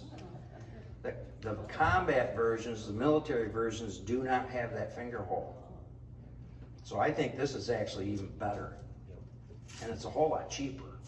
So it's like the $400 toilet seat, right? Okay, any questions on tourniquet? Any questions on bleeding? It takes pressure, either from a tourniquet, direct pressure with your hands, or with packing. All right, let's move on. We did all that. This is a commercial tourniquet. You can also improvise. If you don't have one of these, you can make one. But here's what you have to remember. The keys to making this thing successful is the fact that once you got it tightened down, it would hold in place. You could lock it in position, it would never loosen up. So if you're going to improvise and you're going to use something else, try to figure out a way, once I get it tightened down, how can I hold it there without having to actually hold it with my hand? Is there a way that I can tie it down somehow so it doesn't unwind? That's what you have to think about if you're doing a improvised tourniquet. How about a belt with the Possibly. in it, the not, you know. I'll tell you what I tell them I stopped the bleed class, okay? And this is a true story. There were two friends and I out in the Colorado Rockies and we were riding horseback. We were doing some scouting for elk and mule deer. One of the horses got tangled up in a barbed wire fence. It wrapped around his ankle and one of the barbs penetrated an artery. And it started spurting this far. Now we're out in the middle of nowhere, all right? We're not hunting, but we're riding around looking. And so we're trying to figure out, well, how can we stop the bleeding on this horse? And so what do you think the first thing we did was? Grabbed a belt, okay? So I grabbed my belt off, wrapped around the horse's leg, and I pulled it up as tight as I could, and the bleeding went from this far down to this far. That wasn't enough. So what do you have available to you? What else is out there?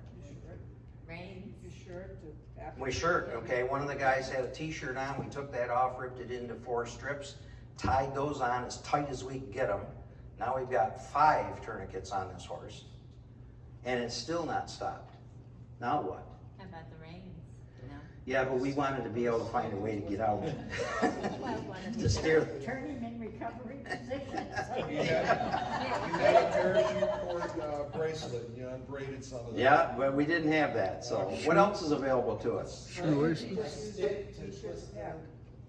I'm sorry? Why couldn't you use the t-shirt to pack the Because it was a little tiny puncture wound. Oh, Okay, it wasn't a deep gash or anything, just a little tiny puncture wound from the barbed wire.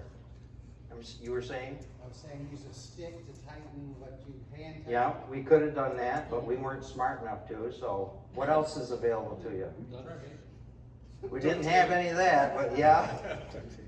Here's something I'll give you a thought on. We had boots. They had laces in them. Shoelaces. 54-inch laces, and we had six laces that we could use. So we started taking our boot laces off and tying those on as tight as we could get them. When we were done, we had 9 tourniquets on that horse's leg, and we got the bleeding stopped. And then we were able to walk him down off that mountain and get him back to its owner. Wow. And the vet came and stitched him up, and he was okay.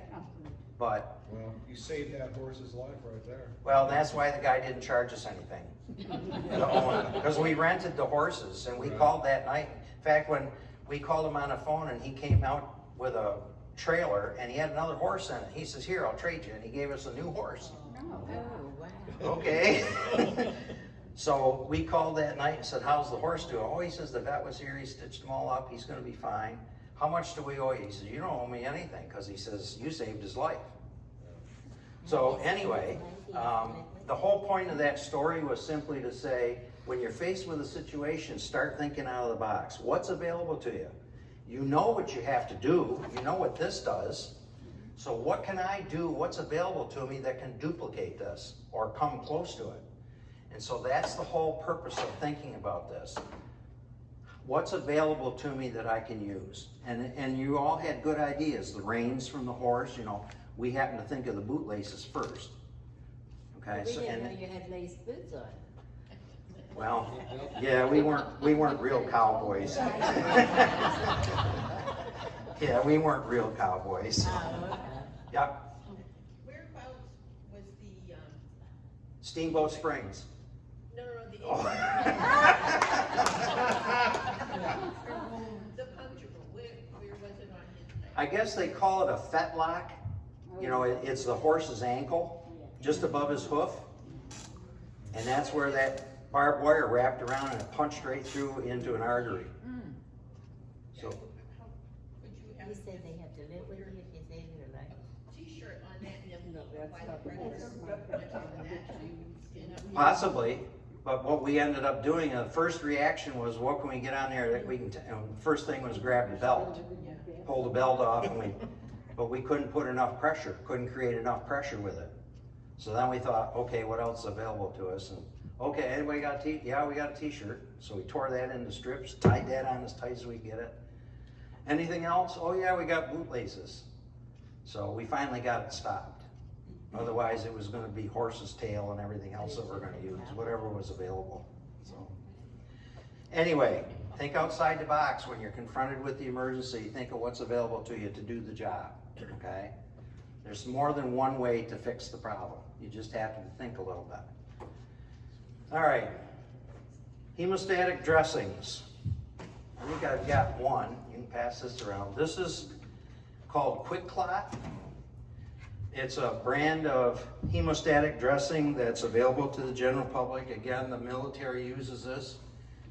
Quick Clot is a clay-based product. It's called kaolin, K-A-O-L-I-N, kaolin. It's all around in the soil. You got it. Well, that's what they make this out of. It's kaolin. When they first brought this out back in, I guess it was in the 80s, they gave us packets of powder that we carried on the ambulance, and when we had an open wound that we needed to control the bleeding, we'd open up that packet and we'd sprinkle it right into the wound, and boy, it would clot up like right now. It was really good stuff. Water doesn't go through it. No, but here's the problem with that powder. Number one, when you're shaking it out, it's spreading all through the air, so you're breathing it in, so is the patient. Secondly, when you got them to the hospital, the doctor now has to clean all that stuff out of there before he can actually repair the blood vessels. And it's a devil of a time trying to get that stuff out of there. So what they've ended up doing is they now take the same product, this kaolin, and they impregnate it into gauze. So that now what you do is you start packing that wound with the gauze, and it already has the clotting agent built right into it. So you get benefits of both. And it works really well. This Quick Clot, again, it's available to the general public. The military uses it, but it's available to the general public, and again, it's on Amazon if you're interested. I carry some in my first aid kit, so.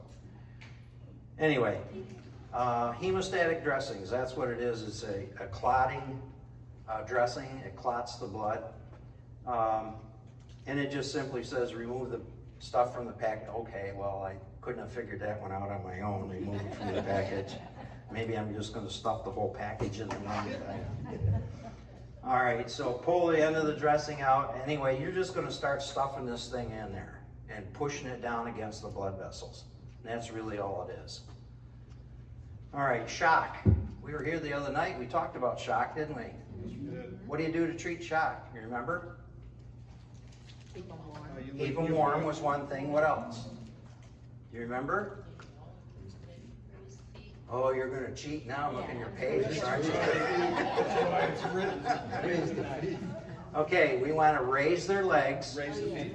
because we want the blood from the lower limbs to flow to the core part of our body, our brain, heart, etc. So we're going to raise the legs. We're going to keep them warm. All right, so that's how what we're going to do to treat for shock. We're going to keep them warm and we're going to raise their legs. So this is saying if not treated early, it can get worse. And I think I mentioned to you there's a couple of different stages. There's compensated shock and decompensated shock. Compensated is where the body is trying to make up for the problems. As an example, if you're bleeding severely, you can go into shock because of blood loss. What happens is your heart starts pumping faster to try to make up for the deficit. It knows that it has to get the blood around to the important areas of the body, so because there's a limited supply of blood, because a lot of it is leaked out, the heart will beat faster to push the blood around. So that's one of the things that you can identify that a person's going into shock. All of a sudden they have rapid pulse.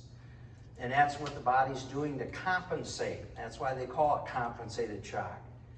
They will get to the point where they will go into something called decompensated, where the body can no longer keep up. That's when things get really ugly.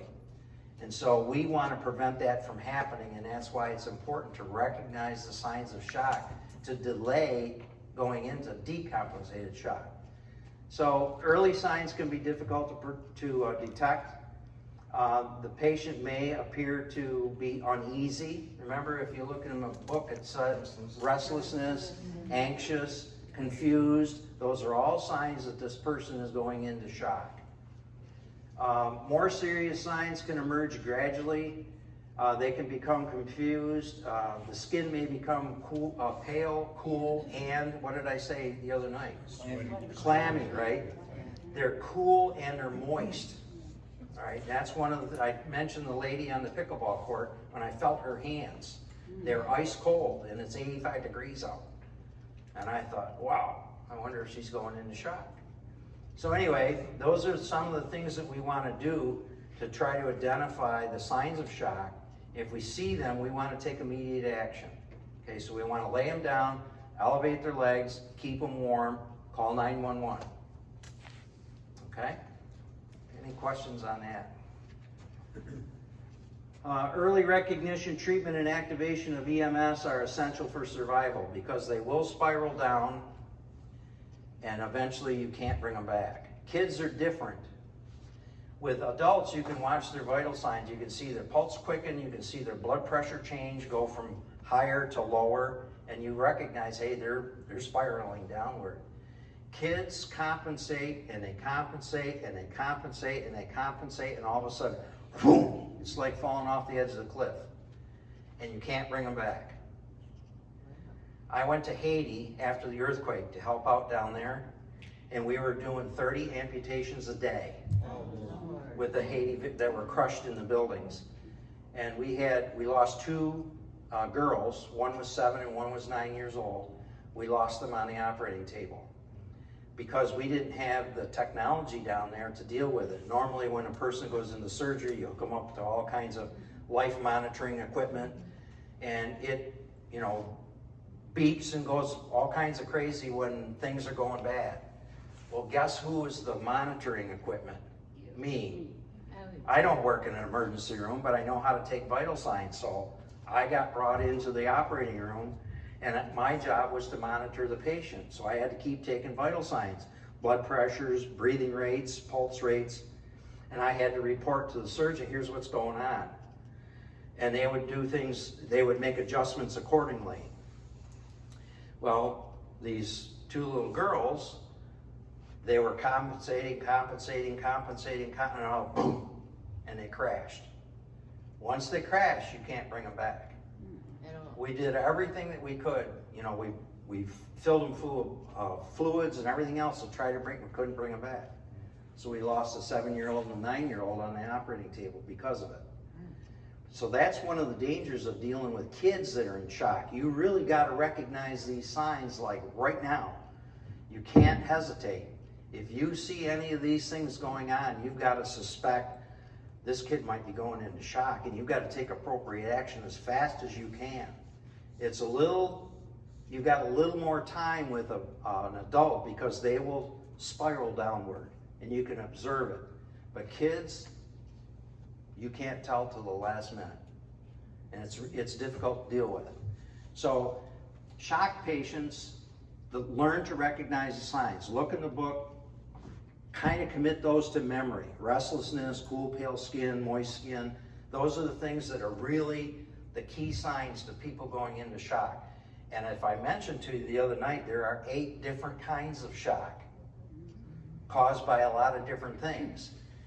I mean, there's hemorrhagic, hypovolemic, anaphylactic, there's all kinds of different shocks, but you treat them all the same way. You don't have to identify what the problem is, you just have to recognize it's a problem, and you've got to deal with it. And the way that you deal with it is call 911, get the feet elevated, get them warm. Any questions on that? Shock is a killer. Nothing? Okay. Internal bleeding. Not much we can do about this one.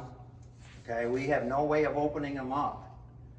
So there's not much that we can do except recognize what might be going on and report it to the EMS people when they arrive. Because they're the ones that are going to have to make sure that they get them to the appropriate care as fast as possible. How would we know if there's internal bleeding? Well, there's signs that you look for. It says especially true for blood vessels and organs in the chest and abdomen. If you know that somebody took a severe whack to the torso, you know, the chest or the abdomen, chances are they're probably bleeding inside, okay? That's, what was the mechanism of injury? That's what they call it. What was the mechanism of injury? Did somebody whack them with a baseball bat? You know, maybe accidentally, but did they get smacked in this area with a baseball? That's trauma. Were they in a car wreck and they hit the steering wheel? That's trauma. So there's a good chance that they have some sort of internal bleeding going on. And so based on mechanism of injury, we might be able to determine that it's a possibility.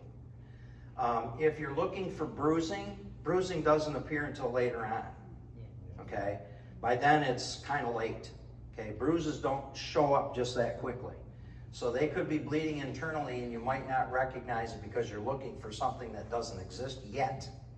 Could an airbag cause like the sternum? Well, generally where the injuries occur from an airbag is right in the face. That's where people get smacked the most, is right in the face. There's not a whole lot here that's going to be injured by it, but the face is what gets beat up the most. It's not life-threatening, it just smarts. It doesn't feel good, okay? Internal bleeding can be difficult to detect.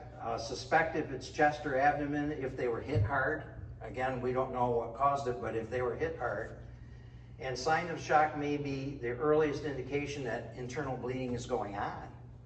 You might not see anything externally, but if you recognize, hey, this person they're not acting right, you know, they're confused, and you touch them on the arm and they've got cool, clammy skin, and they're starting to turn pale. Those are all signs of shock. Where's it coming? It doesn't matter where it's coming from. In this case, it could be internal bleeding. Might be that their meds are wrong. They might be in anaphylactic shock. You know, they have an allergic reaction to something.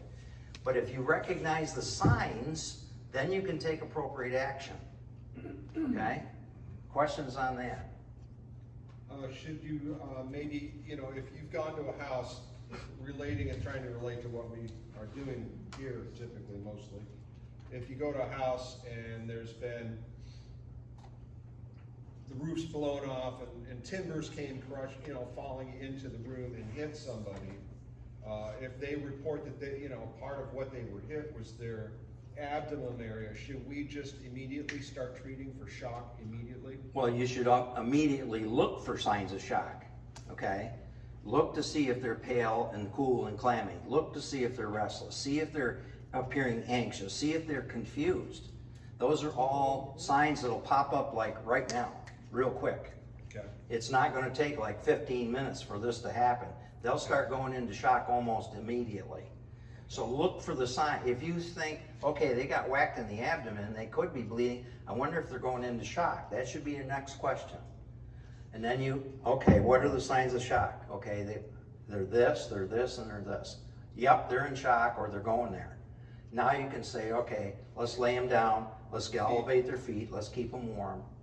Okay, so that's really the process. All right, let's see. Amputations. Not fun. Not fun. Here's the one thing about amputations. They don't always start bleeding immediately. You would think that they would.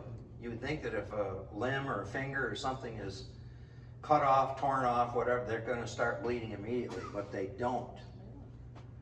In some cases, depending on how the amputation occurred, those blood vessels that are feeding that area, they may be shunted temporarily, and they won't produce blood immediately. And so, but you can bet they're going to, okay? That's a given. They're definitely going to bleed, but they may not be bleeding when you first get there and when you first see them. But treat it as though they are bleeding. The other thing about amputations is if you can find the body part, make sure the EMS gets it, you know, the emergency medical people. Make sure you save it, just don't toss it away. Hang on to it. You have to put Put it it in in ice? The best thing to do is cool it down. You don't want to put anything in direct contact with ice, but if you can cool it down, that helps. If you have cold packs, or if you have even ice out of your refrigerator, as long as you have something like a towel or something else to hold it in, and then put that item, finger or whatever it is, put it with that and transport it that way. But make sure that the EMS nowadays they can reattach almost anything. It's pretty amazing what they can do nowadays. They've got some people out there that are just amazing with what they can do. So. Okay, now, if he's got his finger cut off, do we wait for it to start bleeding, or do we? No, you start treating it immediately. Assume that it is bleeding and treat appropriately. Okay.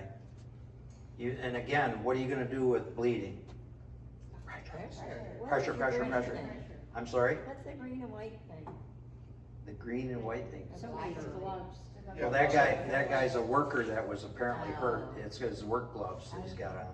We had a guy that he was working at a fan factory.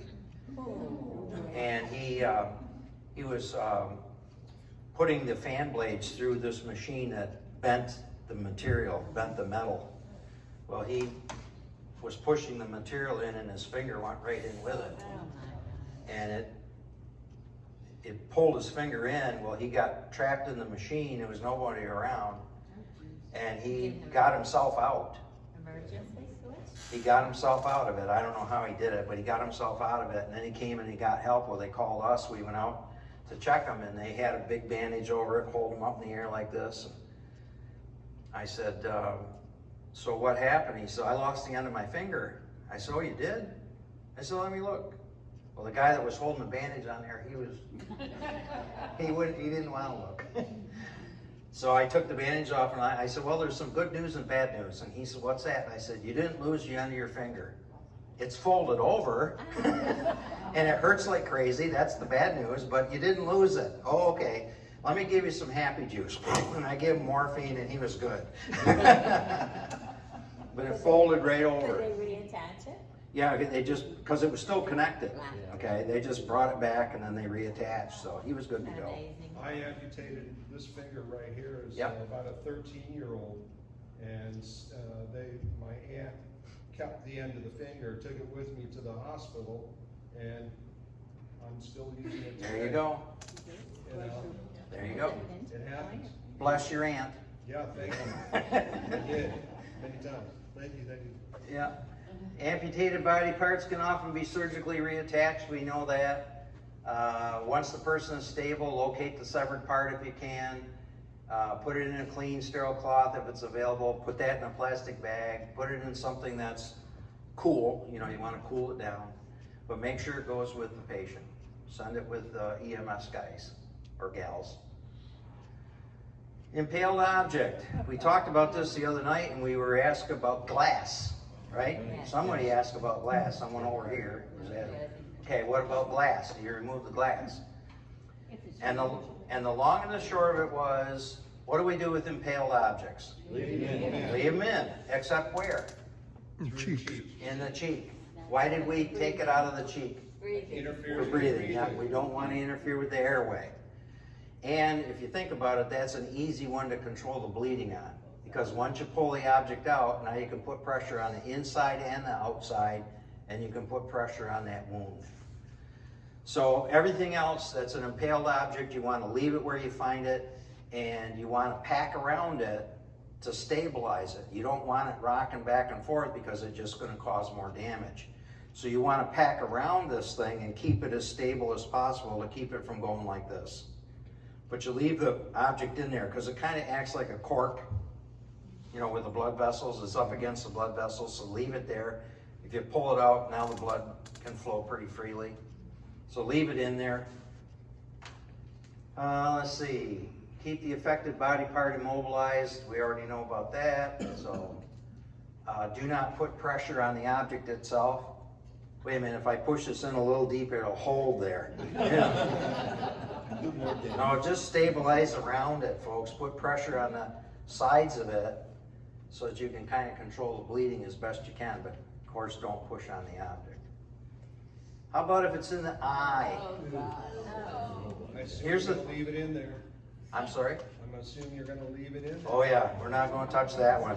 Here's the thing about an eye, okay? Most people's eyes, they work together.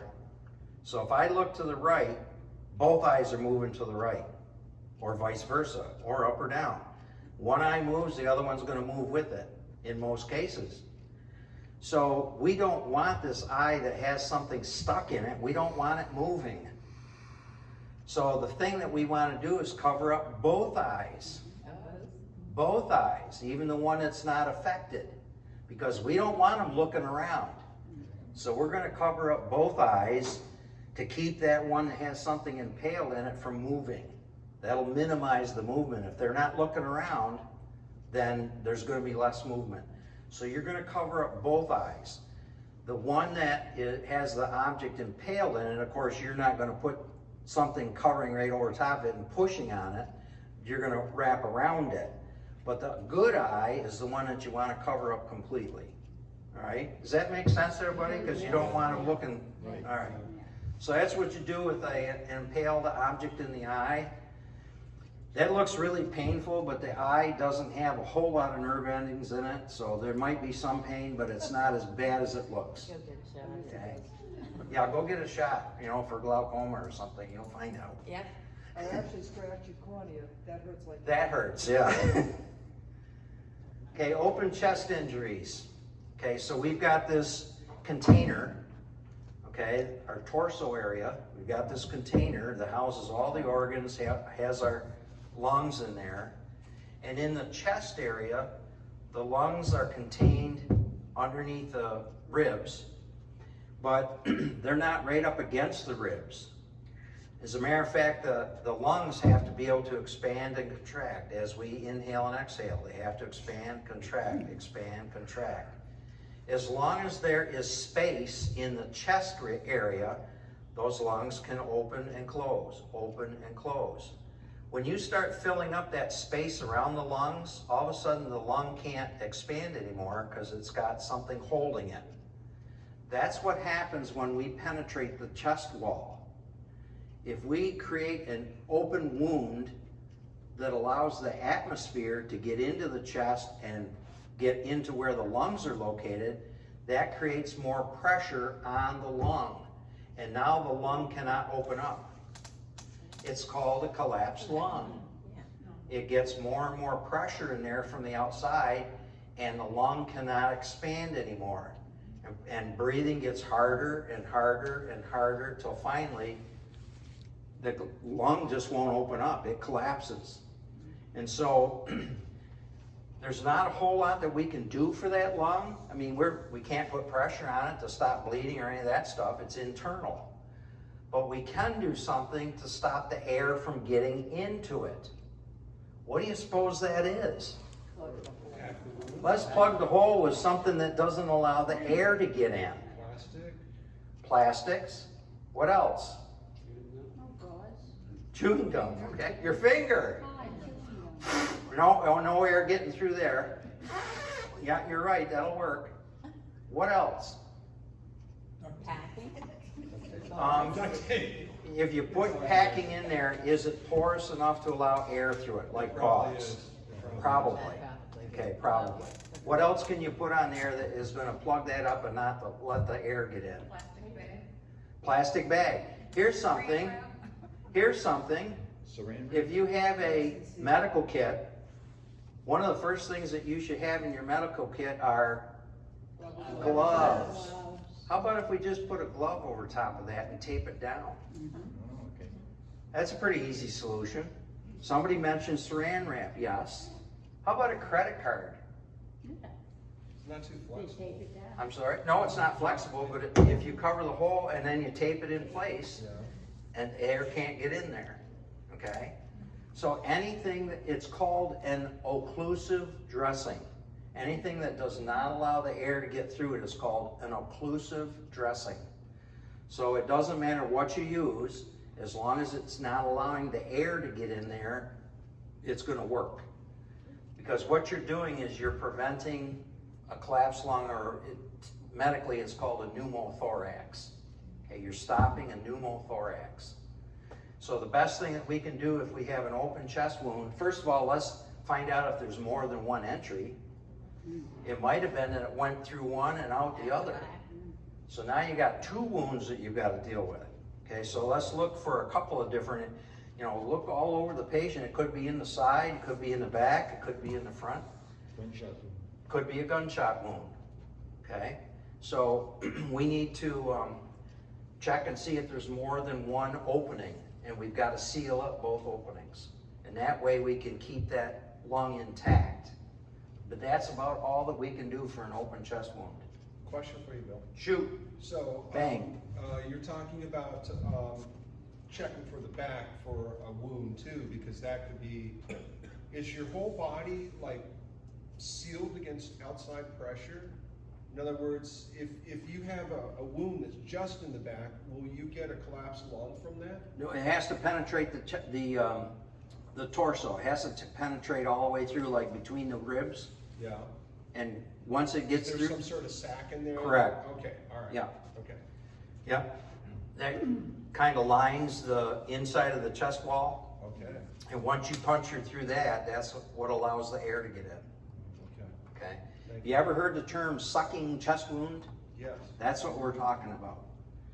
Because when they inhale, you would expect the lungs to fill up, correct? When we inhale, the lungs expand. On a sucking chest wound, what happens is the lung cannot expand because it's drawing air in, and so it causes a sucking sound. It actually sounds like it's sucking into that, and that's why they call it a sucking chest wound. So you need to cover it with something that will not allow the air to get through. But a back wound only Same. wouldn't necessarily lead to a chest wound. It wouldn't lead to puncturing the bag that this is all Oh yeah, placed in. the same sides, back, or front. So you should treat that. Oh, as- absolutely. Any hole that you see going into the chest, into the torso, no matter what side it's on, that's a potential injury into the lung area. So that's what you've got to seal up. Okay. Thank you. Alrighty. Open abdominal injury. Okay. No, we do not try stuffing them back in. Okay, that a lot of people want to do that. I mean, they don't belong out here. Let's get them back where they belong. Okay, you do not push. If somebody has an evisceration, if they open up the abdomen and the organs are exposed, you don't try to push them back in there, pack them back in. What you want to do, obviously 911 has to be called, and they're going to call a helicopter and fly into a trauma center. But what you can do as a first responder is you can cover that with dressings that are moist. Okay, because remember, all these organs are moist. We leave them out to the open air, they're going to dry out. So we need to cover them with some sort of material, something like a t-shirt material, but we want it moist. We want to keep it wet so that those organs don't have a chance to dry out. Tape it in place so it doesn't have a chance to come off. It offers some protection against infection, but more importantly, it keeps the organs moist. And that's what we can do for an open abdominal injury. Questions? Next, spinal injuries. We talked a little bit Tuesday night about holding manual stabilization, if you recall. Yes. We talked about manual stabilization. one of the things that we have to suspect every time that there's a trauma situation, and trauma is actually defined as an outside force that acts on the body. Okay, some sort of mechanical action that hits the body. And it could be a lot of different things. It could be an impact inside a car. It could be, like I've mentioned before, somebody getting hit with a baseball bat, or they're in a fight. You know, those are all mechanical actions that act on the outside of the body. Those are all trauma situations. Anytime that there's a trauma situation, the thing that we have to be aware of is that we have the potential for a spinal injury. And it could be starting at the neck all the way down. The thing that gets disturbed the most is the neck, okay? It's the most susceptible because we got this 12-pound bowling ball sitting on top of our shoulders on a little spinal column, and it's going around like this, and we start whacking this thing around, our neck is not a lot, there's not a lot of support there. And so we've got to protect that cervical area, and when the EMTs get there, when they have a suspicion of trauma, they're gonna put a cervical collar on. Did you say you brought one? They're gonna put a cervical collar on. You guys are not gonna do that, okay? Because you have to be trained to use this thing. They have to be measured and fit the patient appropriately. If you missize it, you can injure the patient. So you've gotta do it appropriately, and that takes some training to do that. But, is this open? No, it's not open, just open it. I'll let you open. But what happens is we're putting this around the patient's neck, and it has to lift his head up a certain distance. If we go too far, we're creating problems on the spinal area, the cervical spine. If we have it too low, same thing. We're allowing the cervical area to manipulate too much. And so what's going to happen is this.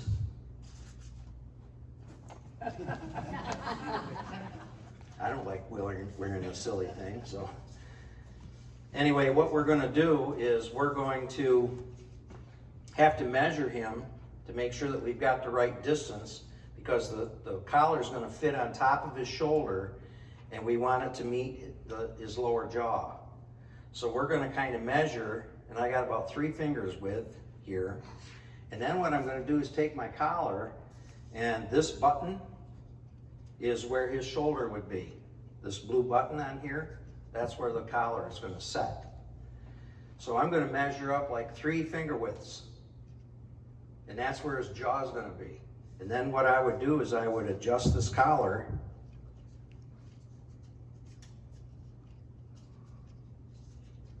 Yep. Sure. It is new. Anyway, I'm going to adjust the collar. Yeah, you won't have to do this. No, you won't have to do this. I'm glad, because I don't know how to do it either. Anyway, what we're going to end up doing is we're going to put this on underneath his chin, and we're going to wrap this around like so. And that will keep him from nodding his head up and down and manipulating his cervical spine. We just Velcro this on, and then we're actually going to put him on a spine board. Right. And then we'll strap him down so he's not moving at all. All right. Then there you go. And it's not fun. In EMT classes, we always check to see if they've got him on the board strapped down sufficiently. Thank you. And what we do is we turn the board upside down with the patient in it, so they're facing the floor. Oh.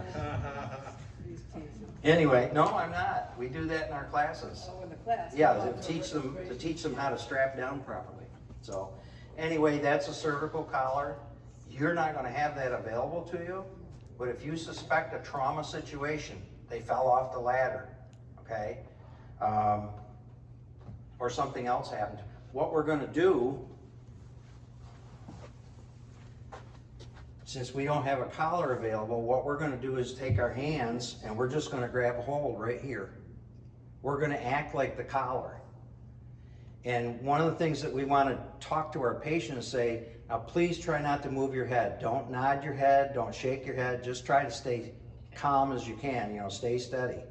And we're gonna try to keep him from going like this. We don't want him doing any of this. So that's the reason why, this is manual stabilization. We're just holding him in position. Now, if they're sitting, that's one thing. Maybe they're in a car. Maybe it's the driver in the car and I get in the back seat and I hold him from the back seat. But many times we're gonna be on the floor with the patient. So we wanna get right down on the floor with him, and we're gonna hold his head and keep him stable until the EMS people get there and they've got their collar and they can apply the collar. I gave you the example the other night. Take a quarter and a nickel. Remember that? Yes. Take the quarter and put a nickel on top of it, and the distance between the edge of the nickel and the quarter is the distance that you have to work with between the spinal column and the cord, spinal cord. It's not a lot of room. So you can imagine if you move suddenly with that spinal column not intact, then you could damage the spinal cord very quickly. It doesn't take a whole lot of movement to do it. Anyway, I've seen the results of it, and it happened to be a relative of mine in a car wreck. And they were paralyzed because they were mishandled by the EMS people. So I'm pretty adamant about it. You know, do it the right way. You know, do manual stabilization. And so, spinal... Like in that case, let's say the guy's unconscious.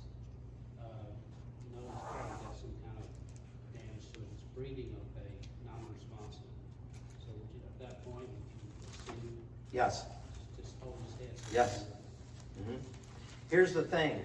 If there are no injuries, you still haven't hurt them by doing it. If you do manual stabilization and the EMS people get there, they may do some other tests. You know, they might squeeze my fingers. They might ask them to reach up and grab their fingers and put pressure. They can start to determine whether or not there's some other injuries to the spinal column. And they may, the paramedic or the EMT may actually say, oh, he's okay, he's good to go, we're not gonna put a collar on. Okay, you've held manual stabilization, so you did the best thing that you could until they got there. Okay? Yep.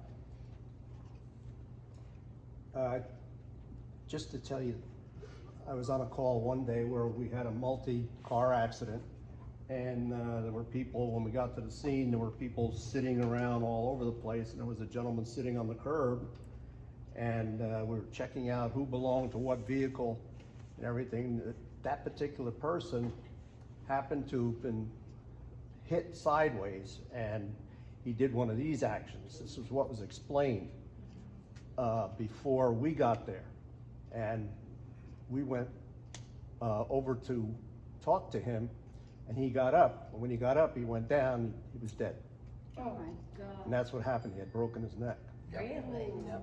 Oh, wow. Yeah, it was just like that. It was, I get goosebumps thinking about it. Yeah, right it now. doesn't take much. Like I said, look at the distance between the nickel and the quarter. That's what you're dealing with. I mean, it's millimeters. So, okay, so take some protective action if you suspect trauma. Anytime there's trauma involved, there could be damage to the cervical or the spinal area. All right, let's see. Brain injuries. Okay, significant swelling or bleeding inside the skull can result in increased pressure that damages delicate brain tissue. Here's one thing I can tell you about brain injuries. If somebody's had a whack to the head, they may be bleeding through their nose, their ears, maybe even sometimes through their eyes. And what have we been taught about bleeding so far? Put pressure on it and stop it from bleeding, correct? Yeah. In this case, wrong. In this case, wrong. If they're bleeding out of their ears or bleeding out of their eyes, you let them bleed. Because if you stop it, where's it gonna go? It's gonna stay in their skull, and it's gonna build up pressure and put pressure on the brain, and now you got brain damage. So if they're bleeding out of the nose, out of the eyes, out of the ears, you just let them bleed. If they're a victim of trauma, because they may have a head injury and you don't want that to build up inside the head. Does that make sense? Yeah. Okay.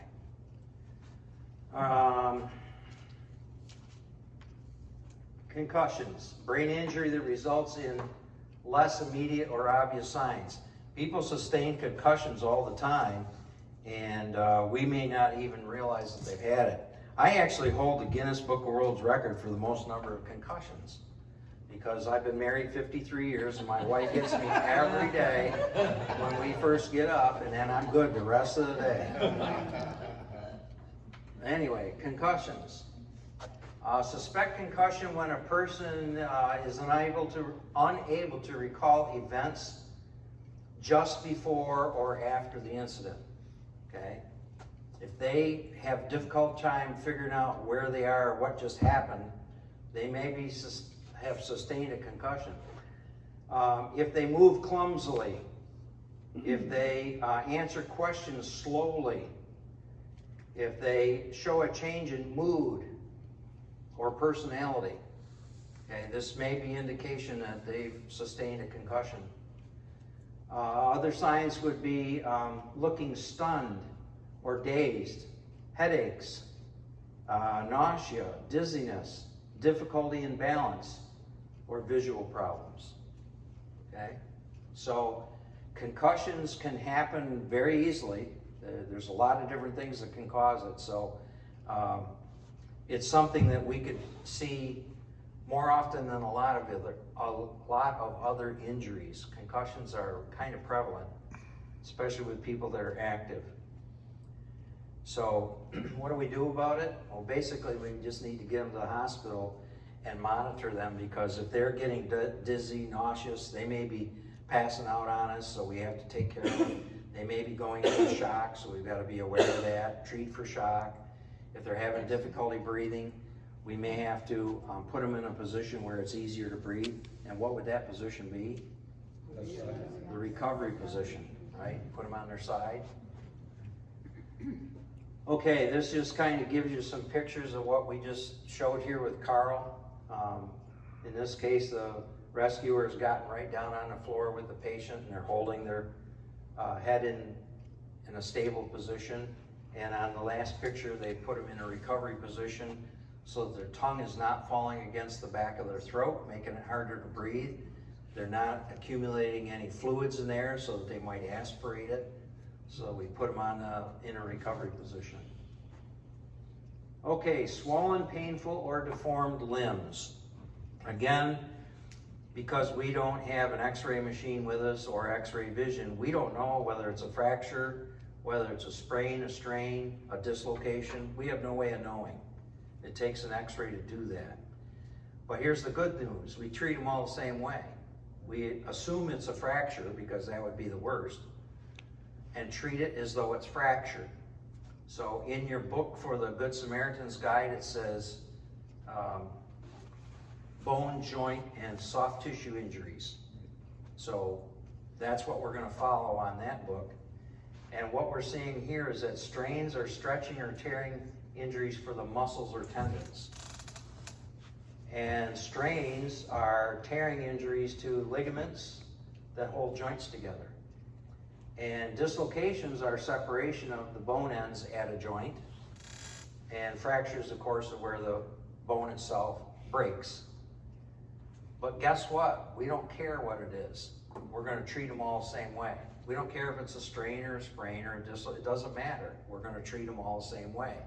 We're going to immobilize it, and we're going to put some ice packs on it. We want to reduce the swelling and hopefully reduce the pain. And that's the extent of what we can do. Just immobilize it and put ice on it. Any questions on that? All right.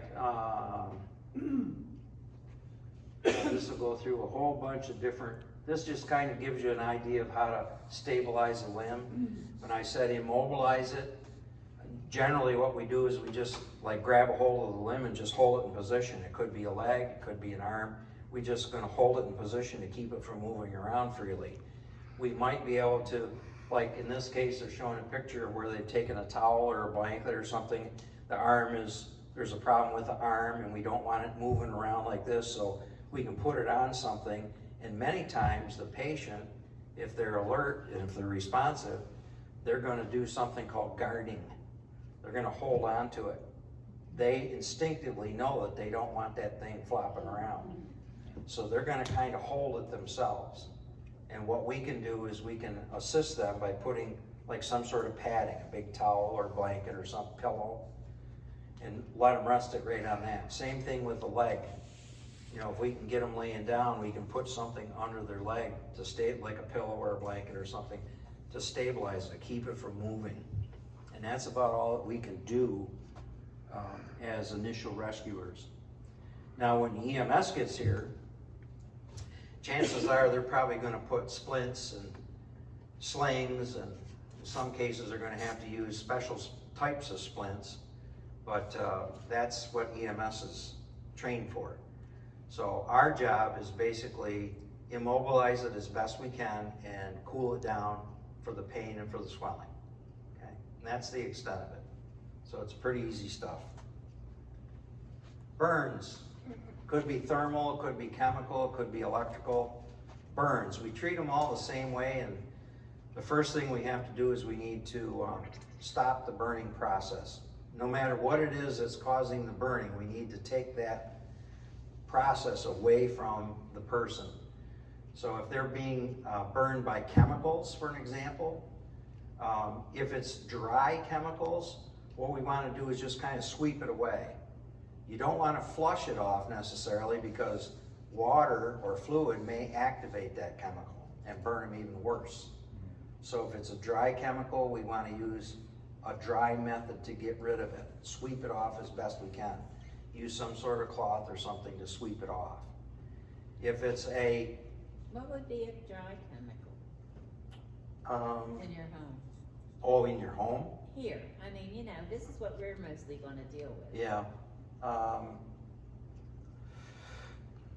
Drain cleaner. There's, and isn't there some sort of pool chemicals that are dry? Yeah. Well, the chlorine. Well, Chlorine and stuff? Yeah. Yeah, okay, so that would be one example. There's not gonna be too many, you know, here in the, you know. That's that what we- I was thinking.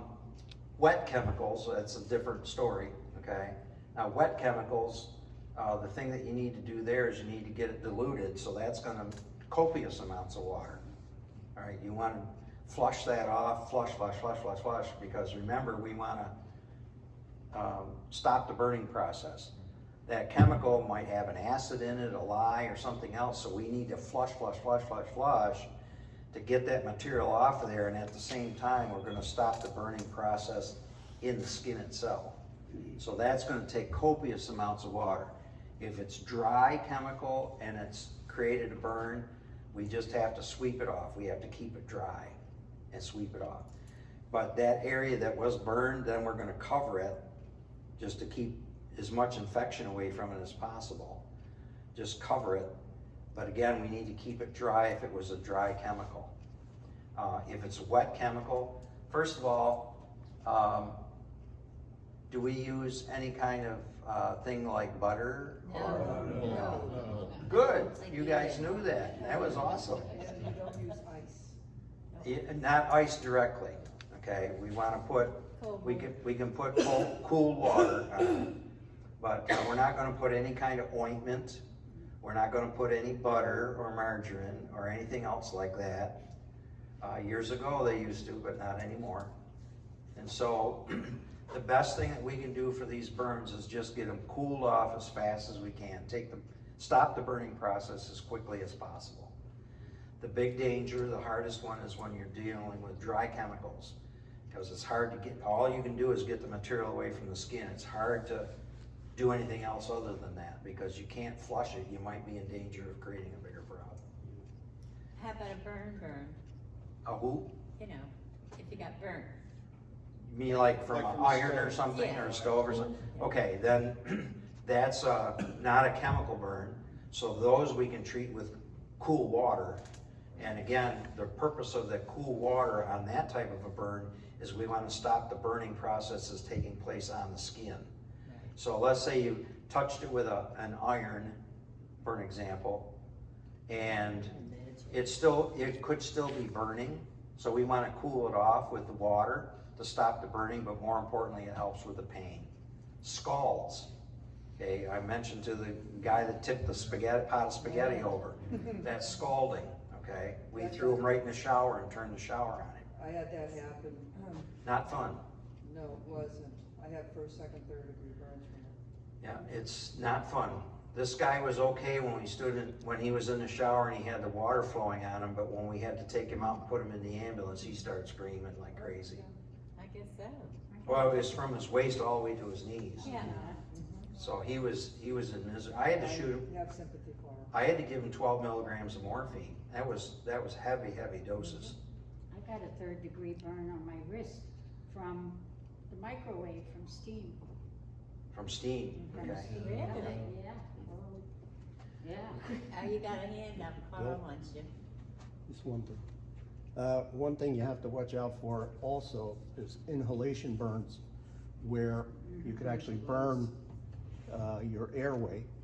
And the problem with that is that it doesn't show right away, and it will tend to swell and actually close off your airway. So that's something. Specifically, I had a guy who was looking into his carburetor, and he said start it up, and he did, and it backfired, and he got it. And then there was another one that there was a roofer working, and the roofing material fell off the roof, and it hit a big tank outside. And the guy inside heard this tank fall. When he opened the door, there was a burner there to keep the inside of the house, and it exploded, and he inhaled. And he had probably not even 10 minutes, and he closed right up.